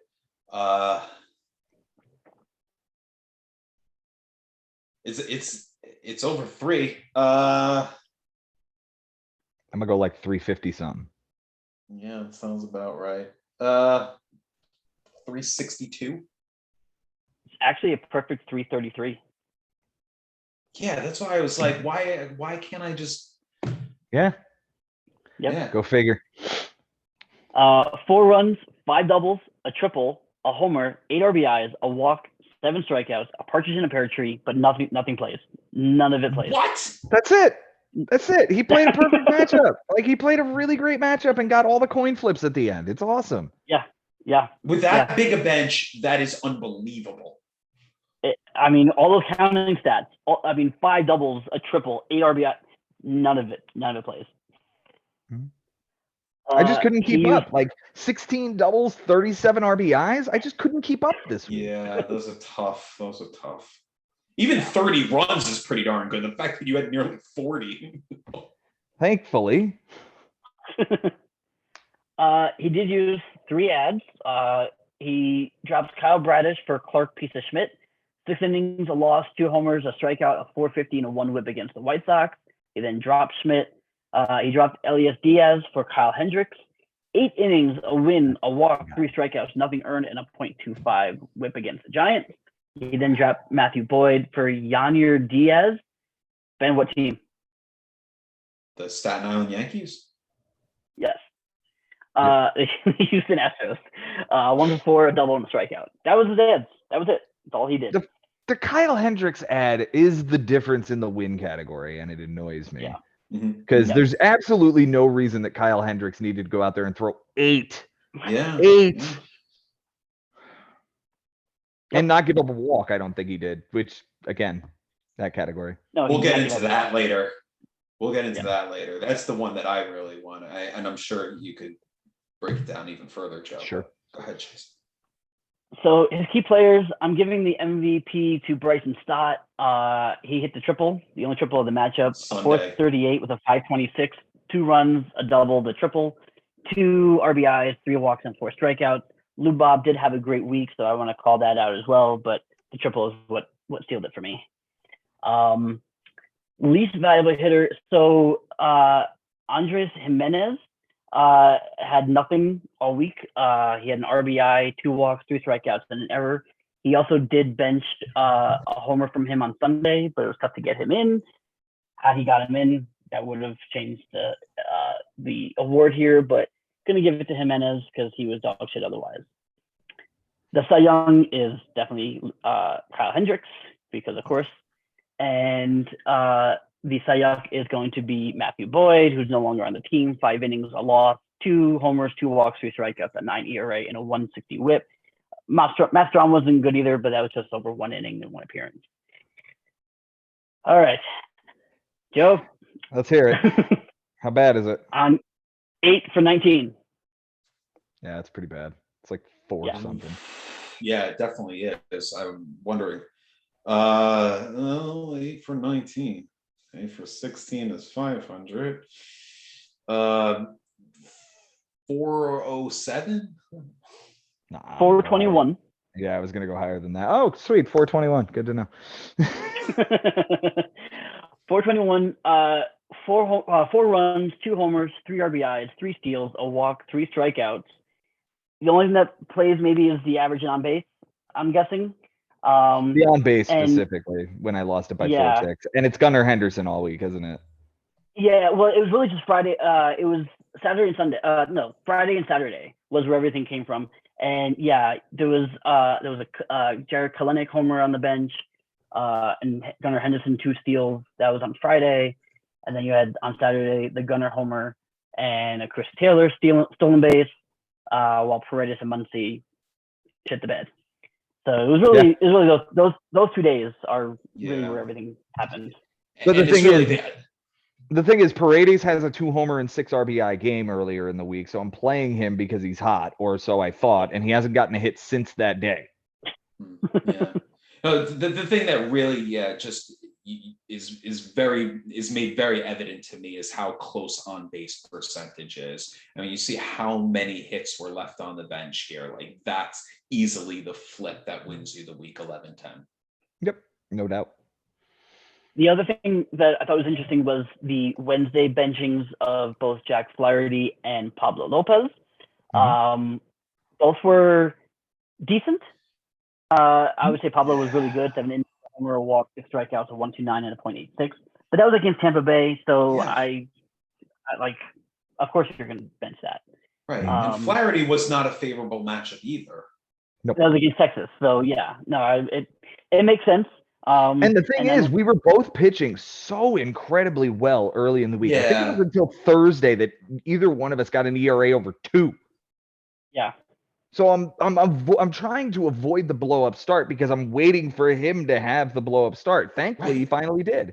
Yeah, and especially on a Wednesday, like you just kicking yourself in the face if on Wednesday, because you played Pablo against the Rays and they rock you, like you look like a fool. Yeah. Especially when I'm playing 4 or 5 Rays in my lineup too. Right, and then it worked out on Sunday. You benched the Martin Perez start against the Rays, and that was awful. So that worked. Yeah, that guy's off the team now. Yeah. So you did use all 12 ads. As always. Added 10 straight weeks, guys. Added Taylor Clark, who never actually appeared in the game for you. No, and I took that guy on Monday, and he just like never showed up until Thursday, and I'm just like, get off the fucking team if you're not gonna play. Yep. Dropped Ryan Stanek for Adam Ottavino, an inning, a walk, a 9 ERA, and a 3 WHIP. Ew. Dropped Jose Siri, who hit a solo home run, picked up Ji-Hwan Bae, who wasn't in the lineup that day. Dropped Matthew Liberatore, and then Thursday happened. Here are the ads.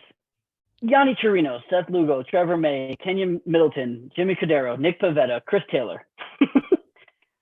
Well, I won relief appearances. 7 on Thursday. Yeah. Let's see. Chirinos gave you 5 2/3, a win, a homer, 4 strikeouts, a 159 and 088 against the Twins. Seth Lugo's IL stash. Trevor May gave you an inning and a save, 2 strikeouts and a relief appearance. Middleton, an inning and a relief appearance. Cordero, 2/3 of an inning, a walk, a strikeout, nothing earned, a .50 WHIP, and a relief appearance. Pivetta, 2/3 of an inning, a relief appearance, and Chris Taylor, 2 for 5 with a solo home run. Well done. I think I got Thursday right, guys. Thursday, you won Thursday. Then you dropped Christian Bethancourt for Alejandro Kirk over 2 with a strikeout. Dropped Jimmy Cordero for Julian Merriweather, an inning, a strikeout, nothing across, and a relief appearance. Well done. Yeah, Alejandro Kirk's my catcher for the rest of the season, unless he gets hurt. Captain Kirk. Yeah. He's better Williams Astudillo. I think he's going to figure it out, and he's too good to be bad, I think. At least he's too powerful to be bad. So, your key players, sir, let's talk about, I'm giving it to Randy Arozarena for your MVP. 313, a 522, 6 runs, a homer, 4 RBIs, 2 steals, 6 walks, and 3 strikeouts. Shout out to your friend Jordan Walker, who now has left field eligibility as well. He had a great week as well. But the 6 runs stood out to me for Arozarena and the 2 steals. Your least valuable hitter, well, I guess it's Max Muncy, right? 091 to 231, 2 runs, a double, 3 RBIs, 4 walks, 5 strikeouts, and an error. I also think it's curious that Jarred Kelenic doubled twice, but did not score a run. So he was on second base at least twice this week and never scored. Your Cy Young, well, we talked about him, and he's no longer on the team, but Martin Perez was good for the 1 start that you had him for this week. 7 innings, a walk, 5 strikeouts, nothing earned, and a .57 WHIP. And then he was able to start you best. So that worked out. Yeah, but he's getting splody in a couple of starts here. He had a bad start in Oakland. He had a bad start in Detroit, and then this splody start against the Rays. He's got Toronto coming up. Go ahead, go start him there. Not a chance. And the Cy Young, maybe this is a bit of a bias, but I'm giving it to Ottavino and Brooks Raley because Mets suck. Fair enough. Well Fair said. enough. Benji, dive in here on this one, man. Yeah, it really obviously to me just it was grind them out for both of you, just kind of just throwing haymakers all the way to Sunday, and it just came down to with Henry's bench, is he going to get it right? Because he had been basically pretty solid as far as nothing playing, and could he potentially do it for one more day? That's going to be the difference between a win and a loss. The first thing that happens, because the Guardians have like an 11 a.m. game or something, Jimenez hits a bomb on his bench, and we're looking at it and we're saying, oh my God, RBIs are so damn close. Did he just potentially cough away RBIs to Joe, who has got plenty of guys that can do that? Sure enough, the guy that replaced him, Bryson Stott, gets the triple, and that was a move that played, and it was a humongous one. That's the first thing that I noticed, that he had the chance to potentially overthink this, and he gets the triple because he's stuck with Stott. He's stuck with his gut. The other thing that I have to talk about, because I just knew that there was a chance that this could blow up into one of your faces, and it did, is going into that night game. Walks given up by a pitcher, we're tied. And I'm thinking to myself, besides like, I guess, whip, that maybe Henry could try to turn around with a perfect inning from Abreu on the Yankees. Is that his name? Yeah, Brian and Abreu. Then Brian Abreu and Albert Abreu. Albert Abreu, the shitty Abreu. Right, certainly not Bobby or Brian. But Joe has Nick Pivetta here with nothing to gain, and I'm pulling my hair out. What are you guys doing? Just bench him. Just bench him. There's nothing to gain. Just bench him. Both of you, bench him. And sure enough, unfortunately for Joe, Nick Pivetta does come into this game, and he strikes out Giancarlo Stanton after him kind of being behind in the count. And then comes up Gleyber Torres, who is not really a walk kind of guy, but Pivetta cannot find the strike zone, and he does give up that walk. And that's the difference. It's 10-10 unless that doesn't happen. And I'm just wondering myself why neither of you, I realize maybe you could make the argument that Henry's trying to flip whip, but there's way more to lose here, and it's losing the week. So I don't know what you guys were going for in that regard. There was plenty of time at that point before 7 o'clock to say, no way I'm touching this. This is, because there's not enough to gain unless you're thinking like, is Pivetta going to come out of the bullpen and grab the win? I don't know. Yeah, I don't think that was what I was going for. To be brutally honest with you, I might have just missed it. Like, I'll be brutally honest with you. I might have just flat out missed Pivetta and left him in. Because I was throwing all of my relievers in the hopes that I could do something. Yeah. Hey, look, it's been a tough season for you, man. And this is just a rare miss where I feel like when it comes to the timing and what's going on throughout the day, you've been flawless for 9 years, So it's fascinating that it seems like there's this win that you could get, or this tie, and it's just, it's not falling your way lately. That does not mean that this is a bad team. This does not mean this is going to be a failed season. I don't necessarily believe that, because you are one of the greatest managers I've ever seen, and that's never going to change. But it was just a rare miss by you, unusual, and it ends up costing you the week. Yeah. Yeah, and you know what? I've said this off air. I'll say this publicly now. 9 straight playoffs appearances. In that time, 6 straight semifinals appearances, including last year. So That's And on the line. And this 8 and season. 9 years as far as the Yeah, semifinals. 8 semis and not in those 9 years. So I've had a really, really great run of success in these last 9 years on top of the 4 championships. So yeah, maybe I am missing a little bit here. Maybe I've got a little bit of fatigue this season, but I've put together a hell of a fucking team. And I'm going to make a push to make it 10 in a row. But it's weeks like this and weeks like against Frank and other weeks have happened here where I'm just not getting the luck that I've had in years past. And that's okay, because if it's going to end in the 10th season, that's fine, so long as the right 6 make it.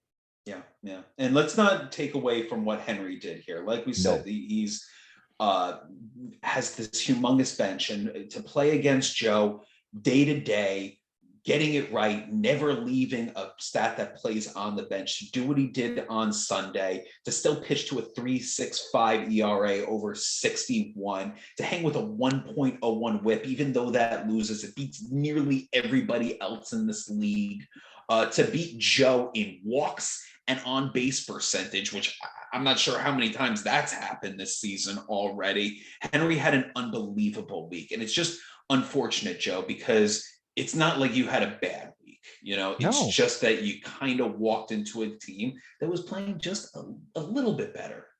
I think I'm running into teams at the wrong time quite a bit this year. But all that means is my second half should get better. I should be able to rebound here. Yeah. And like I said, I think your management will give you an extra 2 or 3 stats per week, despite what the team actually does. The guys that are just that you pick and decide. I think the day-to-day decisions, the ads that you make will add a couple of stats every time. It's just like you said, will you be running into the wrong opponent in the wrong week? That's nothing that you can control in the second half.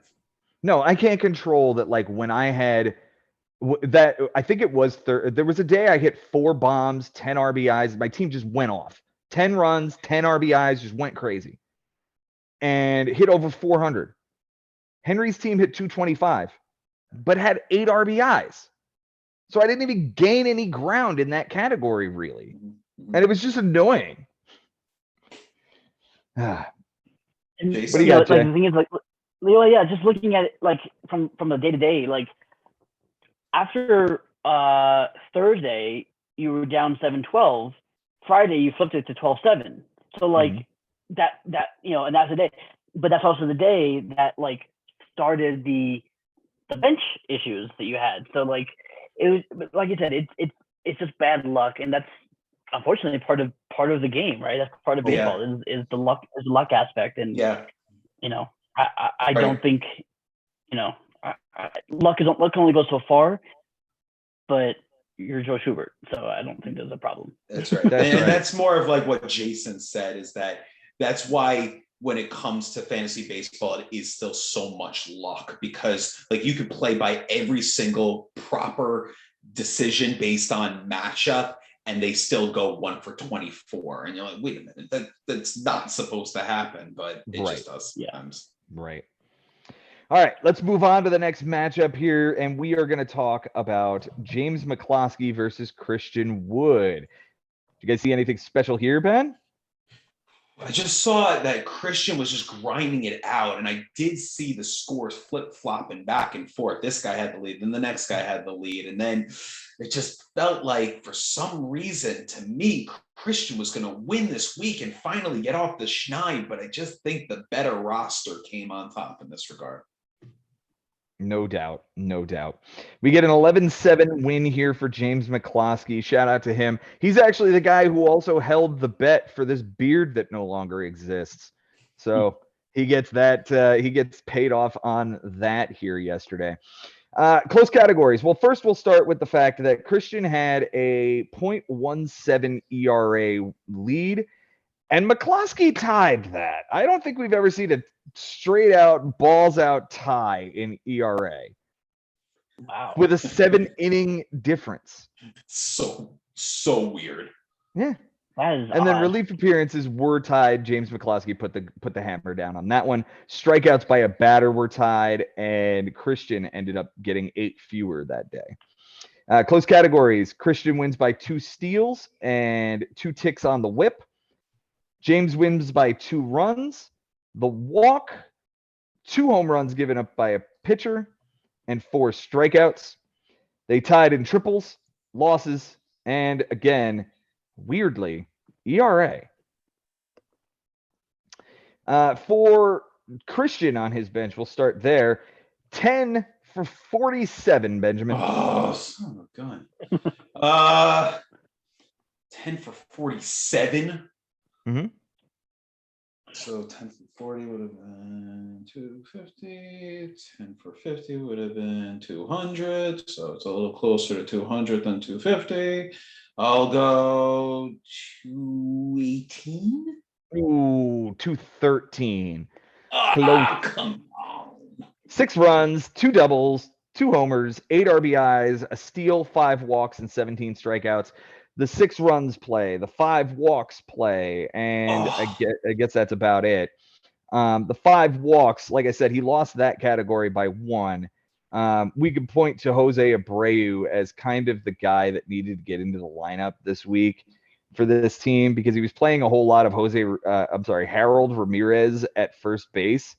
And not for nothing, Abreu's been bad this year. He's very much been showing his age, but this week was the week to try to get him in.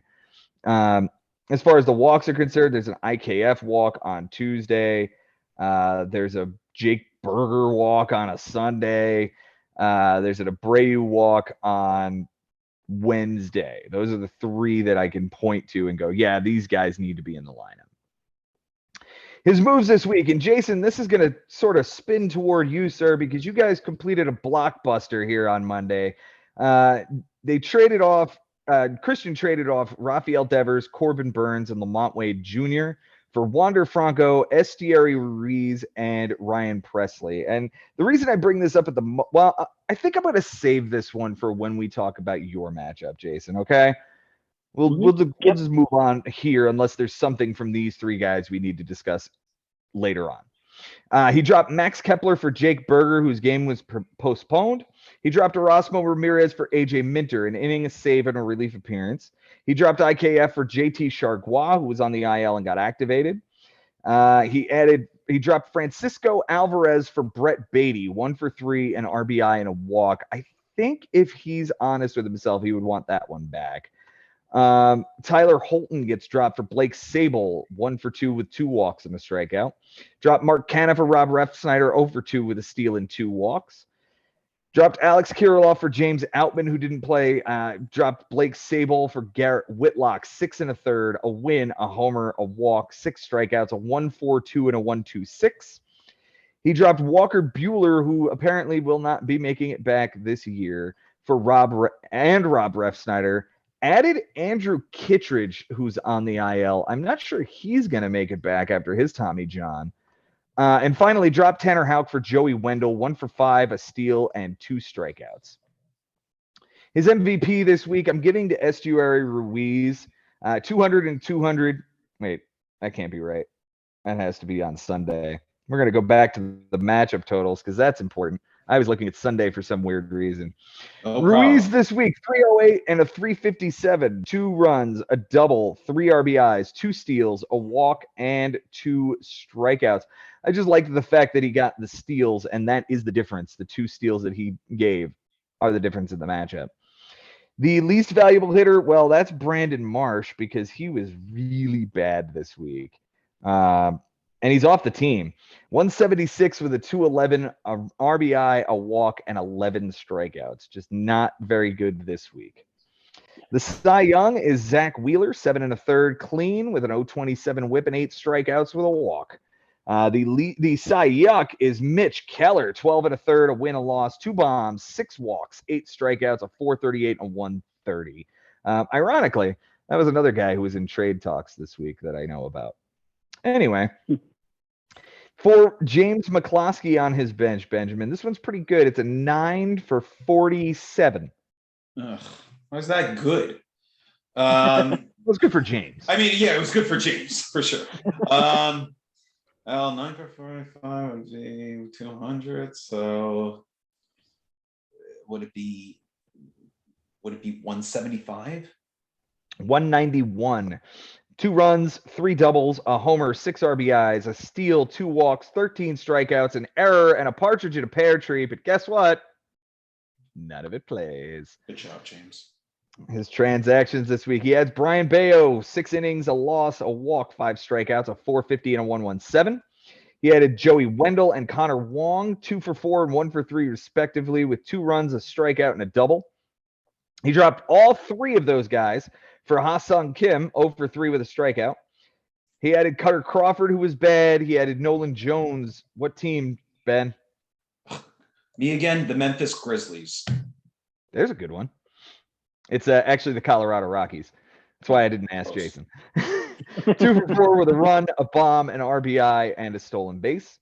He dropped Cutter Crawford for Nick Maton, 1 for 3 with an RBI and a strikeout. He dropped Maton and Kiermaier.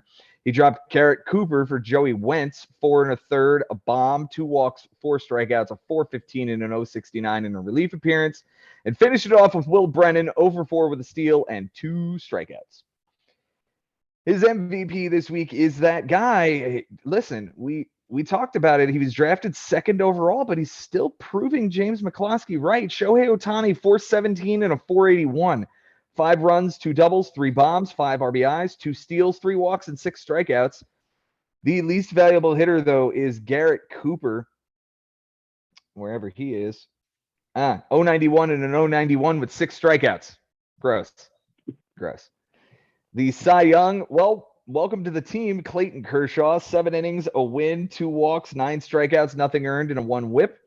And the Cy Yuck is Luis Severino. 5 innings, 3 bombs, 2 walks, 6 strikeouts, a 7.20, and a 1.60.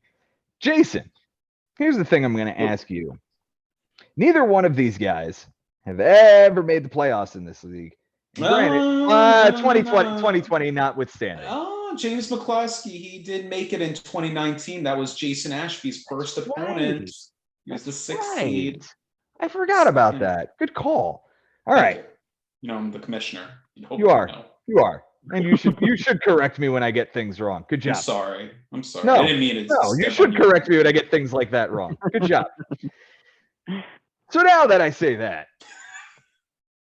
James McCloskey seems to be putting together a pretty nice season here. He's sitting in 7th, right in the Bob spot. He's been up and down in the top. Is this a playoff team? You know, like on paper, I like the pitching doesn't really excite me a whole lot unless if Woodruff comes back or something like that. But like the pitching doesn't excite me, but this offense can really be dangerous, especially like you talk about Ohtani having a great week, but like so did Corey Seager, so did Nolan Jones. Like these guys are this is a good offense if they're all clicking. Is it a playoff team? The way that this league is right now, it's gonna be tough. It's gonna be tough for this team, I think. Benji, are you with him? I think I'm leaning towards out, but God, this is a really good team. Yeah, it's a great team, and I think he's actually done a lot of management. I see him on the waiver wire consistently making ads, competing against teams that are also making ads, finding ways to like knock out Bobby, myself, Christian when he's working hard. He's had a really good year. I keep looking back on the fact that he missed that inning minimum. That was 4 stats that was given away. So yes, Jason makes a great point here with the pitching staff. With that included, my gut is just out. But I hope he proves us otherwise, because he'd say, you know what? Even though I missed the minimum, I'm still going to find a way in. And that he's really, really grinding it out. So I'll give him credit where it's due, that regardless of the woes that he's had an unbelievable streak so far. Speaking of woes, we are talking about Christian Wood as well here. 15th place. We're talking almost 40 under 500 at this point. Can he turn this thing around, Ben? Likely not, but I love this guy. He's dropping guys today. He made an ad to get Manuel Margot yesterday. Like, he doesn't give a shit that he's down. He's going to keep fighting. He's going to keep spoiling. He wants a win. He wants to get off the schneid. I really, really like this manager, the fact that he's still grinding it at this point. So, no, I mean, with the competition that we have this year, not to mention the fact that you're far down in the standings right now. I expect that to change. I expect to either Adam or Henry to make a jump because they're playing against each other this week. It's just, it feels like it's too much to overcome, not to mention like he still has a pretty ugly schedule in front of him. Does he still have the gauntlet that exists of the Mike Haber, Jason Ashby, Bobby Russo trio in a row? Yeah. That's I think week that is 15, still 16, and coming. 17. Yeah, Yeah. so he does have that trio. Yep. And Yeah. you in the final week. Yeah, that's very true. Me in the Yeah. final week. I think it's gonna be a long season for Christian, but you know what? That just makes the fun feel all that much more enjoyable when it feels like it's been 17 months rather than just 6. Right. And not just that, the fact that he's a very, very young manager in this league and it's his second year, for him, I'd like to think this is intriguing. You know, the fact that this is a free league, there's 16 teams, there are 21 stats, that it's, you know, that everyone is working hard every day. It makes a young manager more eager, more motivated to see what his particular strategy is. What are all the opponents' different strategies? What can I take out of this year and put it towards next year and have a better season? Let's hope that the rest of this season is as fun as it can be for Christian, even if the writing is kind of on the wall at this point, that maybe this isn't his year. Jason, what do you got? I was gonna say, and maybe this is a segue, but he's making trades. I mean, he's making trades, you know, making big time trades. So yeah, he's, like you said, he's still fighting, he's still playing. Yep. Now, where are we going from here, Jason? What do you got for us next? Well, if it's me, then that's gonna be Matt Losey taking a 12-8 win over Mike Sherman. Hey, he's got a win. Yes, Speaking of guys that are having tough seasons, there's the segue. Mm-hmm. Yeah, but he got a win and over, you know, one of our seasoned veterans, right, Mike Sherman. Like, this is, I consider this to be an impressive win, right? I mean, we'll take a look here. Close categories: Matt wins by 2 homers, 4 walks, 2 1/3 innings pitched, a win and a save. Mike wins by 3 runs and a relief appearance, and they tied in doubles with 13. All right, for Matt Losey on his bench, Ben, he goes 8 for 36. Oh, that's not bad. Yeah, it's not terrible. No, it's actually a very good benching. Yeah. 8 for 32, 200. 6, is it 150? No, not quite that good. Because 8 for 40 would be 200. So 8 for 32. 8 for 32 is 250. Come on, Ben. It's getting later in the game. It is. It's already 8:30. All right. How about 222? I was going to say 219 was the number that popped to me. Yeah. That would have been close. Mm-hmm. 4 runs, a homer, 3 RBIs, a steal, 5 strikeouts, and an error. The 4 runs is the only thing that plays, but that's runs. That's hard to get into, too. Yeah, he had 2 left on the bench on Thursday. But, you know, otherwise it's really nothing much you can do. He used 4 adds this week. He added Zach McKinstry. 2 starters, he added Michael Lorenzen and Dean Kramer, and he added Kevin Ginkel, who I think has since been sent down. And for his key players, we're going to talk about Orlando Arcia, 455 with a 500 on base, 2 runs, a double, a homer, 6 RBIs, 2 walks, 5 strikeouts, and an error. With a shout out to Ty Francis, 4 doubles. And a 450. And a 450, yeah, with 500 on base. Good pairing with these two. The least valuable hitter, we're going to talk about this guy, Mike Trout. A 150 average with a 280 on base, 3 runs, a homer, 4 RBIs, 4 walks, and 9 strikeouts. This guy might need to be sent down to AAA for some seasoning. We'll see. Yeah, I mean, I honestly, I would rather have Mike Karp this week. Yeah, I agree. Just drop him. Just drop him. Yeah. That's terrible. The Cy Young is going to be Domingo Germán. 6 innings, a win, a homer, 2 walks, 5 strikeouts, a 150 and a 133. With the Cy Young going to the aforementioned Dean Kramer. 5 innings, a loss, 2 homers, 5 strikeouts, a 1080 and a 180. For Mike Sherman on his bench, he goes 8 for 33. Oh, So we had 8 for 36. Now we have 8 for 33. All right, at least I'll do the math a little bit better this time. If 8 for 32 is 250. 245. I went 242. 242. Oh, Yeah! this guy. My job has been relinquished. I'm pinch hitting for Benji tonight and getting that Get me one. out of here. No, I'm going to AAA. I'm down in the minors. Well done. You are the guy on the show. Well done. 242, 4 runs, 2 RBIs, 2 steals, 2 walks, 12 strikeouts, 2 errors. Absolutely none of it plays. Well done, Mike. Nice job. He, as per usual, made 2 adds. He added Stuart Fairchild. Ben, do you know what team? Nashville Predators, sticking with the Tennessee teams, Correct. and maybe one of them will be right. Cincinnati Reds and Mauricio Dubon. I know where that. I actually do know where that guy plays. Yeah, he's a leadoff hitter in Houston. It's slightly annoying that they're still playing him. Yeah, Sorry. well, that's because Yordan Alvarez being made of glass. What were you going to do, though, Joe? You had so many guys know. to play. I mean, I know. Somebody had to go. Somebody has to go. For his key players, well, who else but Ronald Acuna? 333 with a 357 on base, 4 runs, 3 doubles, a bomb, 5 RBIs, 2 steals, a walk, and 4 strikeouts. I kind of liked him better. Shout out. Sorry. What I was going to say was going to be so mean about his injury in 2021. I'm not going to say that. It's just bad karma.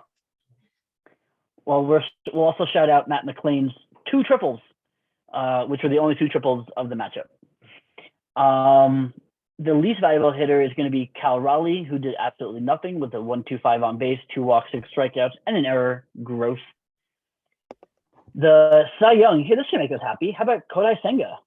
7 shutout innings, a win, 4 walks, and 6 strikeouts. It's the Good Pirates. mention about the Mets. Yay. And the Cy Young, well, he pitched to a 3.20 ERA this week, so I guess we're giving it to Mike Clevenger, who had a loss over 5 2/3, 2 homers, a walk, 2 strikeouts, a 4.76, and a 1.24. I mean, Drew Smith wasn't great. Christian Javier was okay, but yeah. The note here says nobody was too poor on the pitching side, but he's the only starter that took the loss this week. So there you go. Fair enough.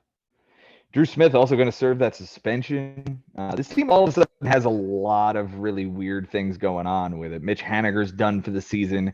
Jeremy Pena looks like he's going to be facing an injury. Byron Buxton's still sitting on the IL. Tyler O'Neill. And now Drew Smith's going to miss 10 games with the suspension for the sticky shit. So there's some things that need to happen here for Mike Sherman. I think we're going to see some shakeup here soon.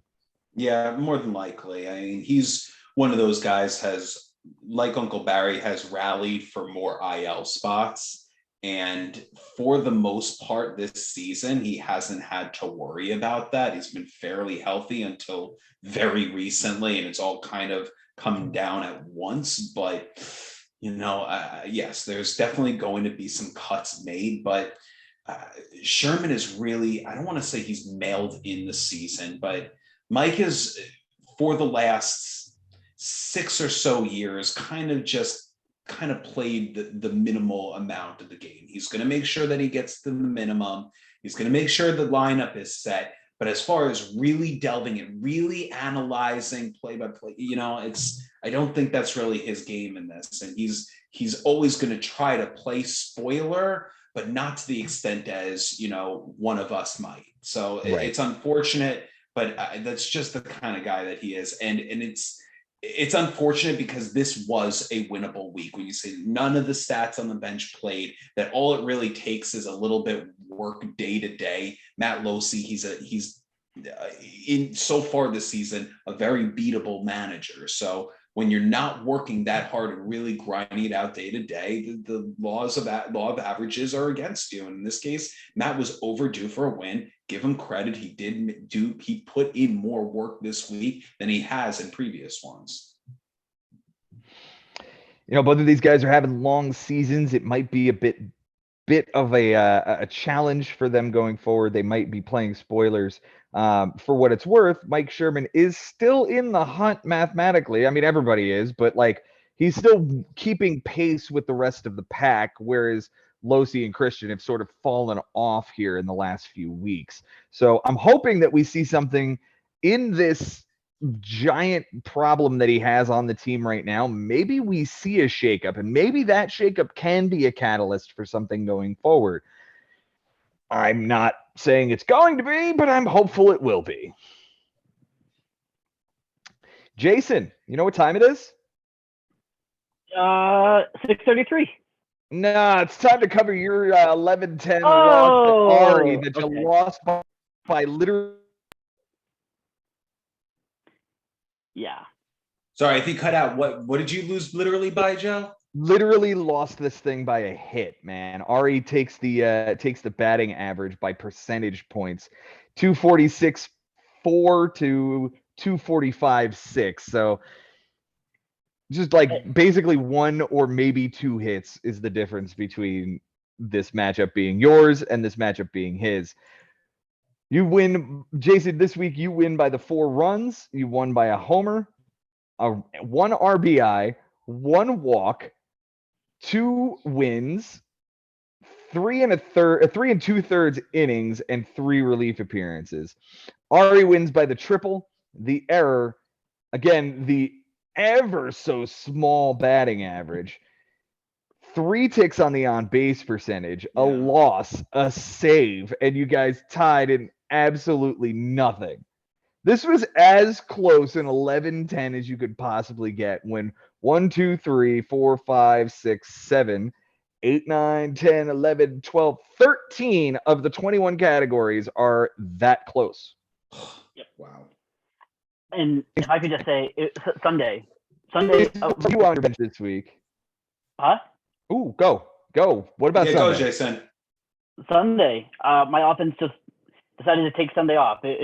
On the 7th day, the offense shall rest, and they did because I hit 108 with a 128 on base. Nobody showed up that day, and that's what did it. If somebody could have gotten a hit on Sunday, that would have been cool. That would have been it. Been it. Well, Jason, on your bench this week, you went 8 for 36. Well, I'm gonna let Ben do it because I can see it right here. Oh, you're following along, Benjamin. It's 8 for 36. And here's a hint. We've had this one already. Okay, 225. Close. It's 222. I thought it was right smack in the middle there of 250 and 200. All right. It's a run, a double, 2 RBIs, 2 walks, a steal, 11 strikeouts, and an error, and not a single bit of it plays. Good job. Except for the average. Well, it does. The average. Right. The 8 hits. The 8 hits is what matters. Yeah. If you can find 1 hit, he wins average and probably OBP. Right. You used all 12 ads this week, my friend. 5 hitters: Christian Arroyo, Francisco Alvarez, Gary Sanchez, Jace Peterson, and Tristan Casas. 4 starters: Greinke, Eduardo, Brandon Williamson, and Carlos Carrasco. And 3 relievers: Nate Pearson, Scott Magoo, and Jordan Hicks. Anybody there you want to hit on before we talk about the trade? Yeah, the Gary Sanchez ad was strictly because he was here in Colorado, and I think it mostly played out. He hit a couple of bombs while he was here, so I was happy with that ad. And the Tristan Casas ad, I had no intention of doing that. That was a last ditch effort on Sunday night to try and get a hit, and he didn't do that. So that was, but like that game, like I had Casas and Devers, and he had Yoshida, and I think Yoshida had one hit. I think he went like 1 for 4 or something like that, and that was the difference. Like if Casas or Devers could have gotten a hit, that would have changed everything. It was a very upsetting Sunday night. All right, and now we talk about the blockbuster trade: Wander Franco, Esteury Ruiz, and Ryan Pressly for Rafi Devers, Lamont Wade Jr., and Corbin Burns.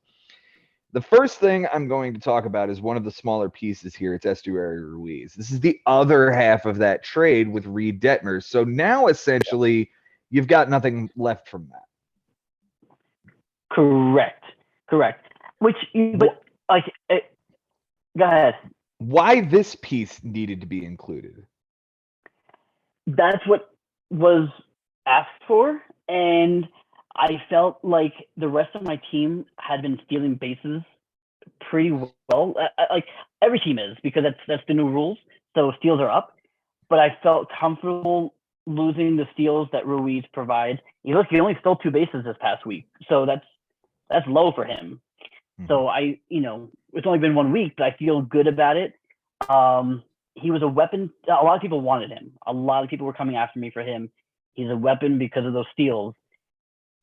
But I felt like it was something that I could give up in order to get, a power hitter like Rafi Devers. And an ace pitcher like Corbin Burns, who, if we're honest, is having a little bit of a down year from last year, but is certainly one of the top pitchers in the league. You had to give up Ryan Pressly, a top closer, and I wanted to hear why Wander Franco was a player you could get rid of here. Because I knew I had to. You have to give something to get something, and the idea of having Corbin Burns in this rotation with Cease and Valdez, and hopefully maybe Rodon, it just seemed too appetizing for me. It was something I couldn't resist. I picked up Rosario in a trade with Costas. Maybe he turns into something. So from a shortstop standpoint, that was okay. The rest of my offense, I hope that J-Rod can figure it out. Pete Alonso come back and be Pete Alonso. Yelich has been good, but pitching wins. To me, that's the old adage: pitching wins championships. And if I'm gonna have a chance in here to have that kind of a rotation, I'm gonna take the shot. Benjamin, you saw the trade. Yeah. Well, loved it for both teams. Understood that, yes, you do have to give to get. Yes, like a Wander Franco for Devers. To me, that to me, despite what I heard the noise that I was hearing, that to me is a wash, because Devers is an excellent player. He could explode in the second half. He's playing in what I think is a very, very dangerous lineup.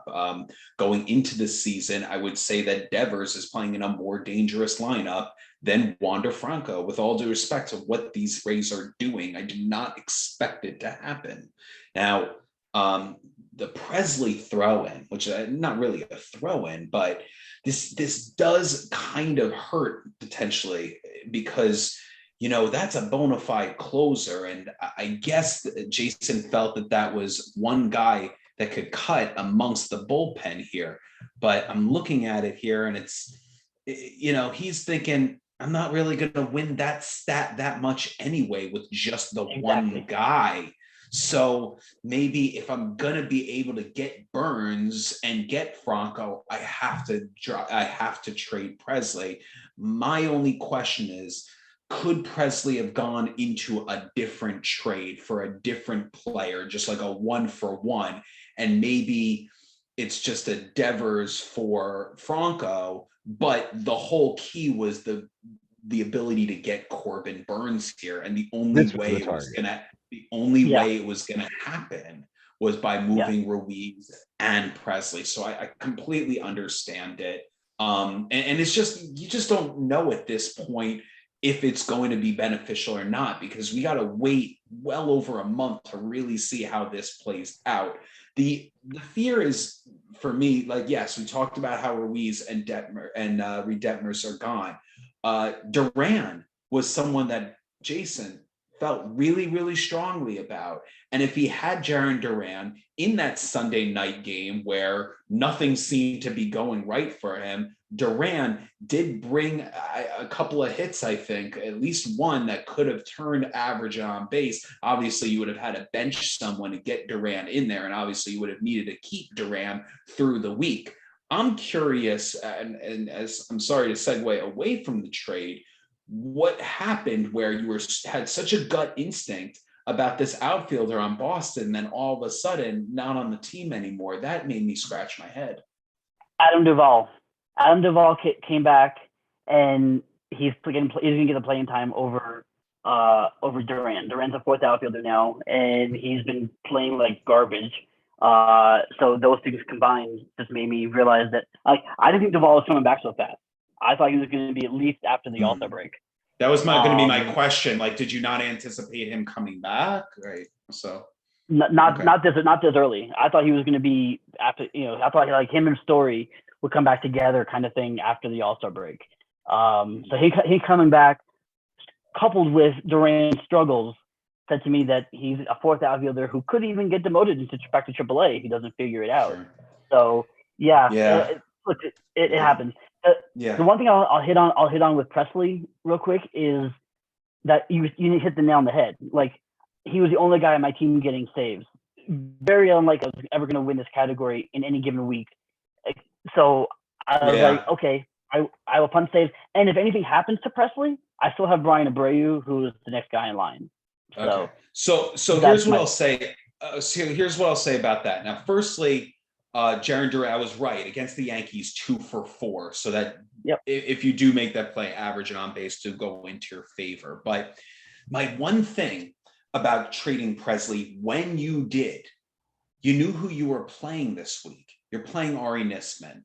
That's a week where I think you gotta win saves. And you lost that stat by 1. I don't know if Pressly got a save between Wednesday and Sunday, but was there ever a thought that maybe this could wait till the end of the week just so I could at least win against Ari, because I can't afford a tie or lose that stat to a guy that basically never wins that stat? And not to mention, yes, the one guy isn't going to win it for you most weeks, but if you look ahead in the schedule and you see, oh, this guy doesn't have any closers, this guy only has one, there are times where maybe you can grab that stat with just one guy.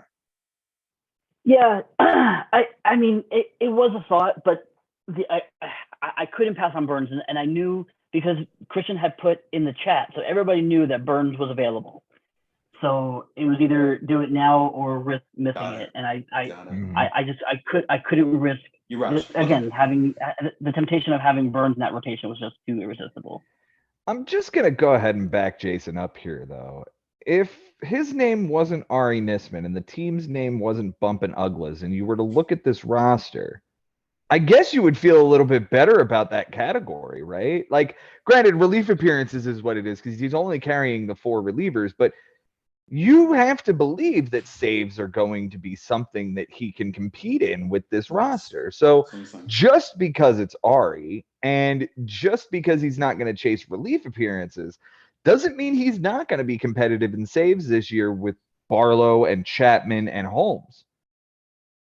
That's a good point. Yeah, no, you're right. And Ari has kept that stat fairly competitive. I'll take a look in a moment. Yeah. But he's not going after relief appearances, that's for sure. And Jason got that handily. Handedly, yes. Yeah. Let's talk about Ari's bench while you're looking up what you've got there. It is a 15 for 66. I'll save you the headache. It's a 227 with 8 runs, 5 doubles, 2 homers, 5 RBIs, 5 walks, 14 strikeouts. All of that would have flipped categories. The 8 runs, the 5 doubles, the 2 bombs, the 5 RBIs, the 5 walks, all of that plays. Every single bit of it. Mm-hmm. Yeah. Ari only used 2 transactions this week. He picked up Christopher Morel and Matt Thaiss. And for key players, Jason, we'll start with yours. I have here Ahmed Rosario, I guess? Question marks. Do you have somebody better than Ahmed Rosario for us? No, I guess not. I mean, look, Julio picked up a little bit with 4 RBIs. It was just a bad. I guess it wasn't a bad week. It was just kind of distributed evenly all over the place. Yeah, it was just a layer cake of of production. I would say Dalton Varsho 455 on base was nice. Finally waking up Wait, with 2 homers. I thought we were 2 RBIs, doing and he still- Ari's ads, and then we started doing We did that. Jason's key players. Yeah, it's just the Yeah, way it's yeah, written too. out here. I'm just following along, man. He had 2 ads, and now I'm on to the key players. The least valuable hitter for Jason is Lamont Wade Jr. 133 with a 222, a run, an RBI, 2 walks, and 3 strikeouts. The Cy Young is, in fact, Corbin Burns. 8 innings, a win, 9 strikeouts, nothing earned, and a quarter of a whip. And the Cy Young is that Zach Greinke play. That was not the best. 4 1/3, a 10.38 ERA, and an 0.92 whip. On Ari's side, his most valuable player. What's that? That was against Miami. Just makes sense. And Miami's good all of a sudden. Anyway, Yeah. for Ari's MVP, it's Jorge Soler. 462 with a 611 on base percentage, 3 runs, a double, 2 bombs, 2 RBIs, a steal, 4 walks, and 2 strikeouts. The least valuable hitter is that guy that Ben was mentioning earlier, Masataka Yoshida, 172 and a 226. It's going to be a run, a double, 2 walks, and 4 strikeouts. The Cy Young is Blake Snell, 13 innings, 20 strikeouts, an 0.69 nice ERA, and an 0.62 whip with only 3 walks and a homer and 1 win. With a shout out to Bieber and Giolito, who were also both quite good this week. The Cy Young is Scott Barlow, 2/3 of an inning, a homer, a walk, a strikeout, a 27, a 450, and 1 relief appearance. Gentlemen, I believe now is the time that we could stop sharing this screen. Benji, what did you see out of Ari this week? Because I'm seeing some life here. Yeah. Well, I mean, when I was with him at the wedding, like, he couldn't stop staring at his roster. And obviously this is quite a few weeks ago now, but we know that Ari makes plays every day when it, maybe not the ads, but he's changing that lineup. That bench is always going to be a deep bench until he all of a sudden changes his strategy completely. But it's been this way at least since 2017, 2018, right. basically. 2017 was when he officially punted the category.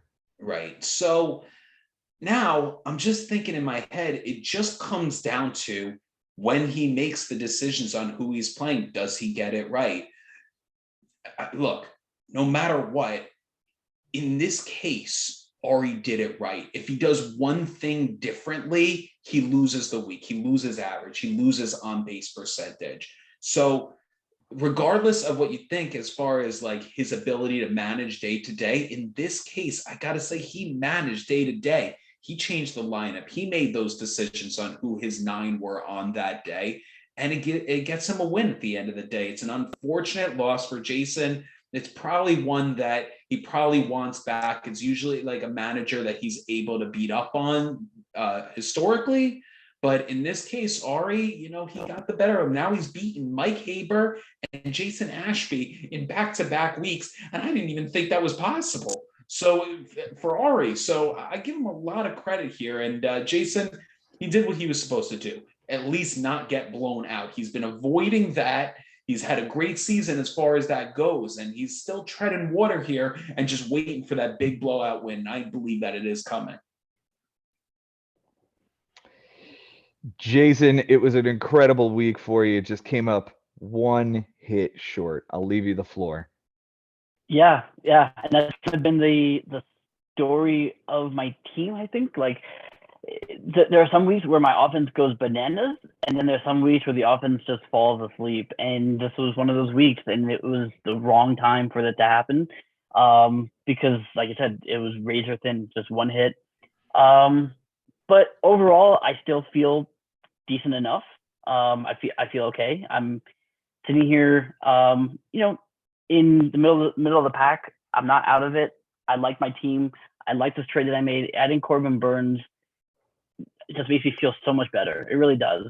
Losing Wander Franco hurt, but just the idea of having Burns in this rotation to me was just, I couldn't pass it up. So I'm excited to see what the second half holds. That's all I can say. Absolutely. Absolutely. And guys, don't forget, week 11 is the halfway point. When this week you're currently in is over, we will be halfway done. It feels like only yesterday we were drafting and only like 6 hours ago that we were playing week 4. So it has really, really flown by. Please cherish every single one of these weeks because it is always fun. Now, records this week. We have 3 of them. Frank Bucco set the not the single season, but the single week record for 2023 in walks by a hitter at 39. The record all time is 42. He was 3 off the record. Damn. And then Josh Haber had a terrible week. He hit 11 losses and a 6.70 ERA this week, both worst from anybody in a single week. Gross. And gentlemen, it's that time once again, and it's the first time we're doing it here with more than 2 of us. This is really exciting. I'm going to start with Ben Nisman. Benny, who is your number 3 manager of the week? We just discussed him. It's Ari Nisman to me. I realize, again, only 2 ads, but he's flipping that lineup day to day, and he made those decisions to get average on base. And here's something that I did not realize as I was going through the numbers and looking at these head-to-head matchups. Wouldn't you believe it? Ari is 5-4 with 1 tie in the saves category. Not sure the last time that he's actually had an over 500 record in that category after 10 weeks, which means the worst he can do after halfway through the season is at 500. So I give him credit there where it's due. I give him credit for finding a way to beat Jason Ashby, an amazing manager. So for me, my brother takes number 3. Great week from Ari to get the slimmest of wins over Jason. So Jason, who is your number 3? Man, it was there's so many good options here this week. And, we talked about like at the open, how close all these matchups were. And like, if you just look at it real quick, we had 3 matchups end up 11-10, 2 end up 11-9, 2 end up 12-8. Like, we had a ton of close matchups this week. It was really exciting. Hats off to Ari. The Matt Dice ad just ruined me. But I'm going to give my number 3 to Joe, your opponent, Henry Collins, for taking you down. And, again, playing that bench just so well. Hats off to Henry for taking down, one of the best managers in this league. I have to give him credit. We'll talk about Henry more in a moment. I'm going to go ahead and give my number 3 to Frank Bucco, who gets a solid win here over Adam Lowenstein. Now, it might not be the most impressive win of the week. However, what it is the winning streak. And that's something we don't see out of Frank very often. And I want to give credit to that because this guy is putting together a pretty good season. And it can be a magical one if he keeps doing things like what he did this week. Play to the matchup and get the W week after week. That is why he's number 3 for me. Benjamin, I'll come back to you here with your number 2 manager of the week. Yeah, Frank was a just miss for me. It was just that there were so many close categories that at the end, Adam found a way to grab and make that Nismanache, which is a mix of vanilla vodka, Bailey's, chocolate liqueur, butterscotch snaps, cream blended together, and it is frothy. But that liqueur is delicious. I'll make it for you one day. I'm very proud of it. It's called a Nismanache. Anyway, my number 2 is Henry Collins for the reasons that were mentioned prior. To have none of that bench actually end up playing, the fact that he did play Bryson Stott on that final day to grab that triple, that was a gut instinct that ended up falling in his favor. He fought hard in the pitching. He didn't overthink it. He didn't do something too wild and get too cute and try to say, this is my starting pitcher and just let it blow up in his face. To a certain extent, obviously, yes, it did happen eventually, but not to the point where it like absolutely killed him. I mean, he kept Witt fairly close. He could have potentially won that as well. And yes, taking down a 4-time champion and the first time that he's ever in this league week 10 with a manager that is starting to become desperate in Joe Schubert. Like, this is an enormous win, an enormous ego boost, an enormous confidence booster. Going into that next week, he's got to feel on cloud nine, top of the world, and thinking, you know what, if I can beat Jason Ashby, if I can beat Josh Haber, if I can beat Joe Schubert, why can't I beat anyone in this league? Why can't I make a run in the playoffs just because it's my first year? He acknowledged, and he used his words, that I'm a baby at this. And that's fine. That's okay to acknowledge it, to be aware that there is still a huge learning curve, but feel good about yourself. Pat your back and say, you know what? There's something to be said with the way that I'm doing this. I know what I'm doing, and I just got to stick to my gut, and I should be okay. I'm going to go ahead and piggyback right off of that, Jason. I'm going to skip over you real quick. I'll come back to you in a second because my number 2 is also Henry Collins. And the fact that, and it just popped into my head when you said, like, he said that he's a baby at this. Yeah, he's a baby, but he's a baby holding a handgun. Like, he might not know what he's doing with it, but he's doing good things with it. I mean, it's incredible. The guy put up a great week. He just never stopped hitting. Every single category I just couldn't catch up to. And I give him all the credit in the world. He played a hell of a matchup. Jason, who's your number 2? Look, I wanted to do this for number 1, but I'm giving you number 2. I know it wasn't the cleanest of weeks. It wasn't the best of weeks, but I have to give credit to Josh Haber for taking down his brother in what I think was the marquee matchup of the week. And he won it. It was a dogfight. It was a steel cage match. It was everything you wanted it to be, and he came out on top. So I have to give credit to Josh Haber for number 2.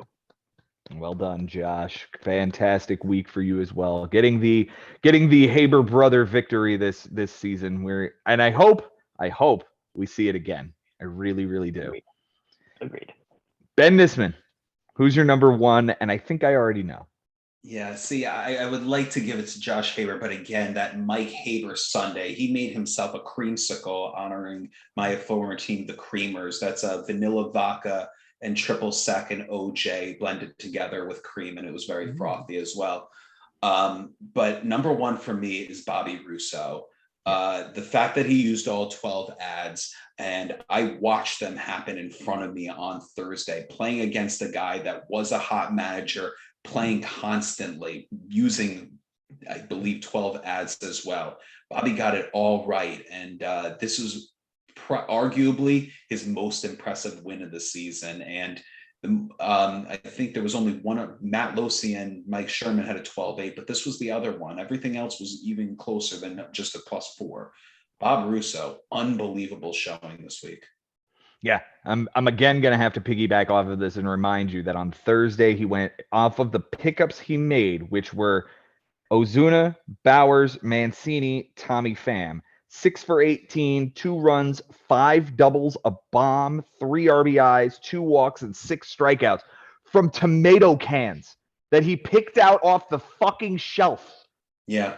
And they were all the way in the back, too. Like, he actually had they're to move all dented those fucking cans. Are you kidding me? Tommy Pham's a dented can. He got that at half price. Yes, he really did. And the fact that he used all 12 ads for the first time, I believe, since 2021, it just shows that as we get deeper into the season, the grind starts to happen. I used 12 ads for the first time in a couple of weeks. Like, we're all starting to see that the more ads you make, you might grab that extra stat here or there that is critical as we come down the stretch. Yeah. Jason, close this one out, man. Who's number 1 for you?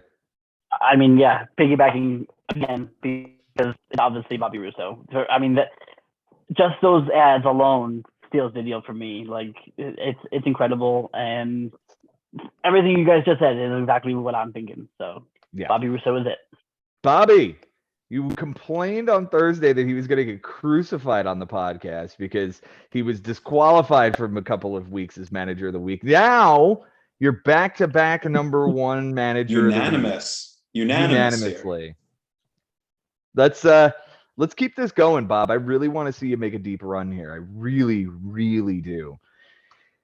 Gentlemen, I appreciate you being here with me, staying up this late. Jason, thanks for jumping in here with us, man. Yeah, it's great to be back amongst you two, and it'll be interesting to see how the rest of the season goes. But Man, it's the bigs. I'm just fucking excited. And by the way, guys, I will be in New York in less than a week. Yeah, Bigs Conclave is coming. Benji, you excited? Here we Thanks for being here, go. dude.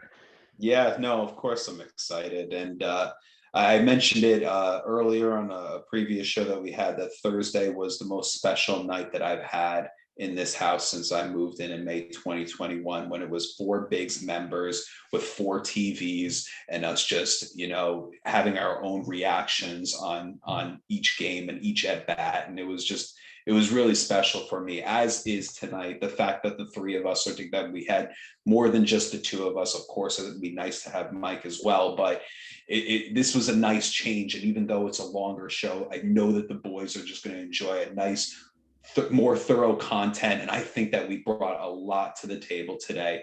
And can you believe that Joe is number 3 in facial hair in this group, with Jason leading the charge? Yes, number 3, but number 1 in my heart. Joe, I appreciate you so much. You always lead the charge so well, and I'm just so grateful. This is such a blessing today. Thank you guys so much.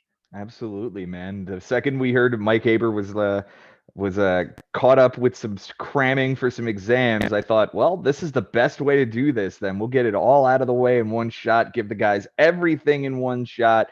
Thank you guys all so much for listening. Thank you guys for following along with this, and thank you for being a part of this incredible league. We would have nothing to talk about if not for each and every one of you. Thanks again. Until next time, guys, it's been real. It's been fun. And it is always real fun in the bigs. We'll see you next time at the halfway point.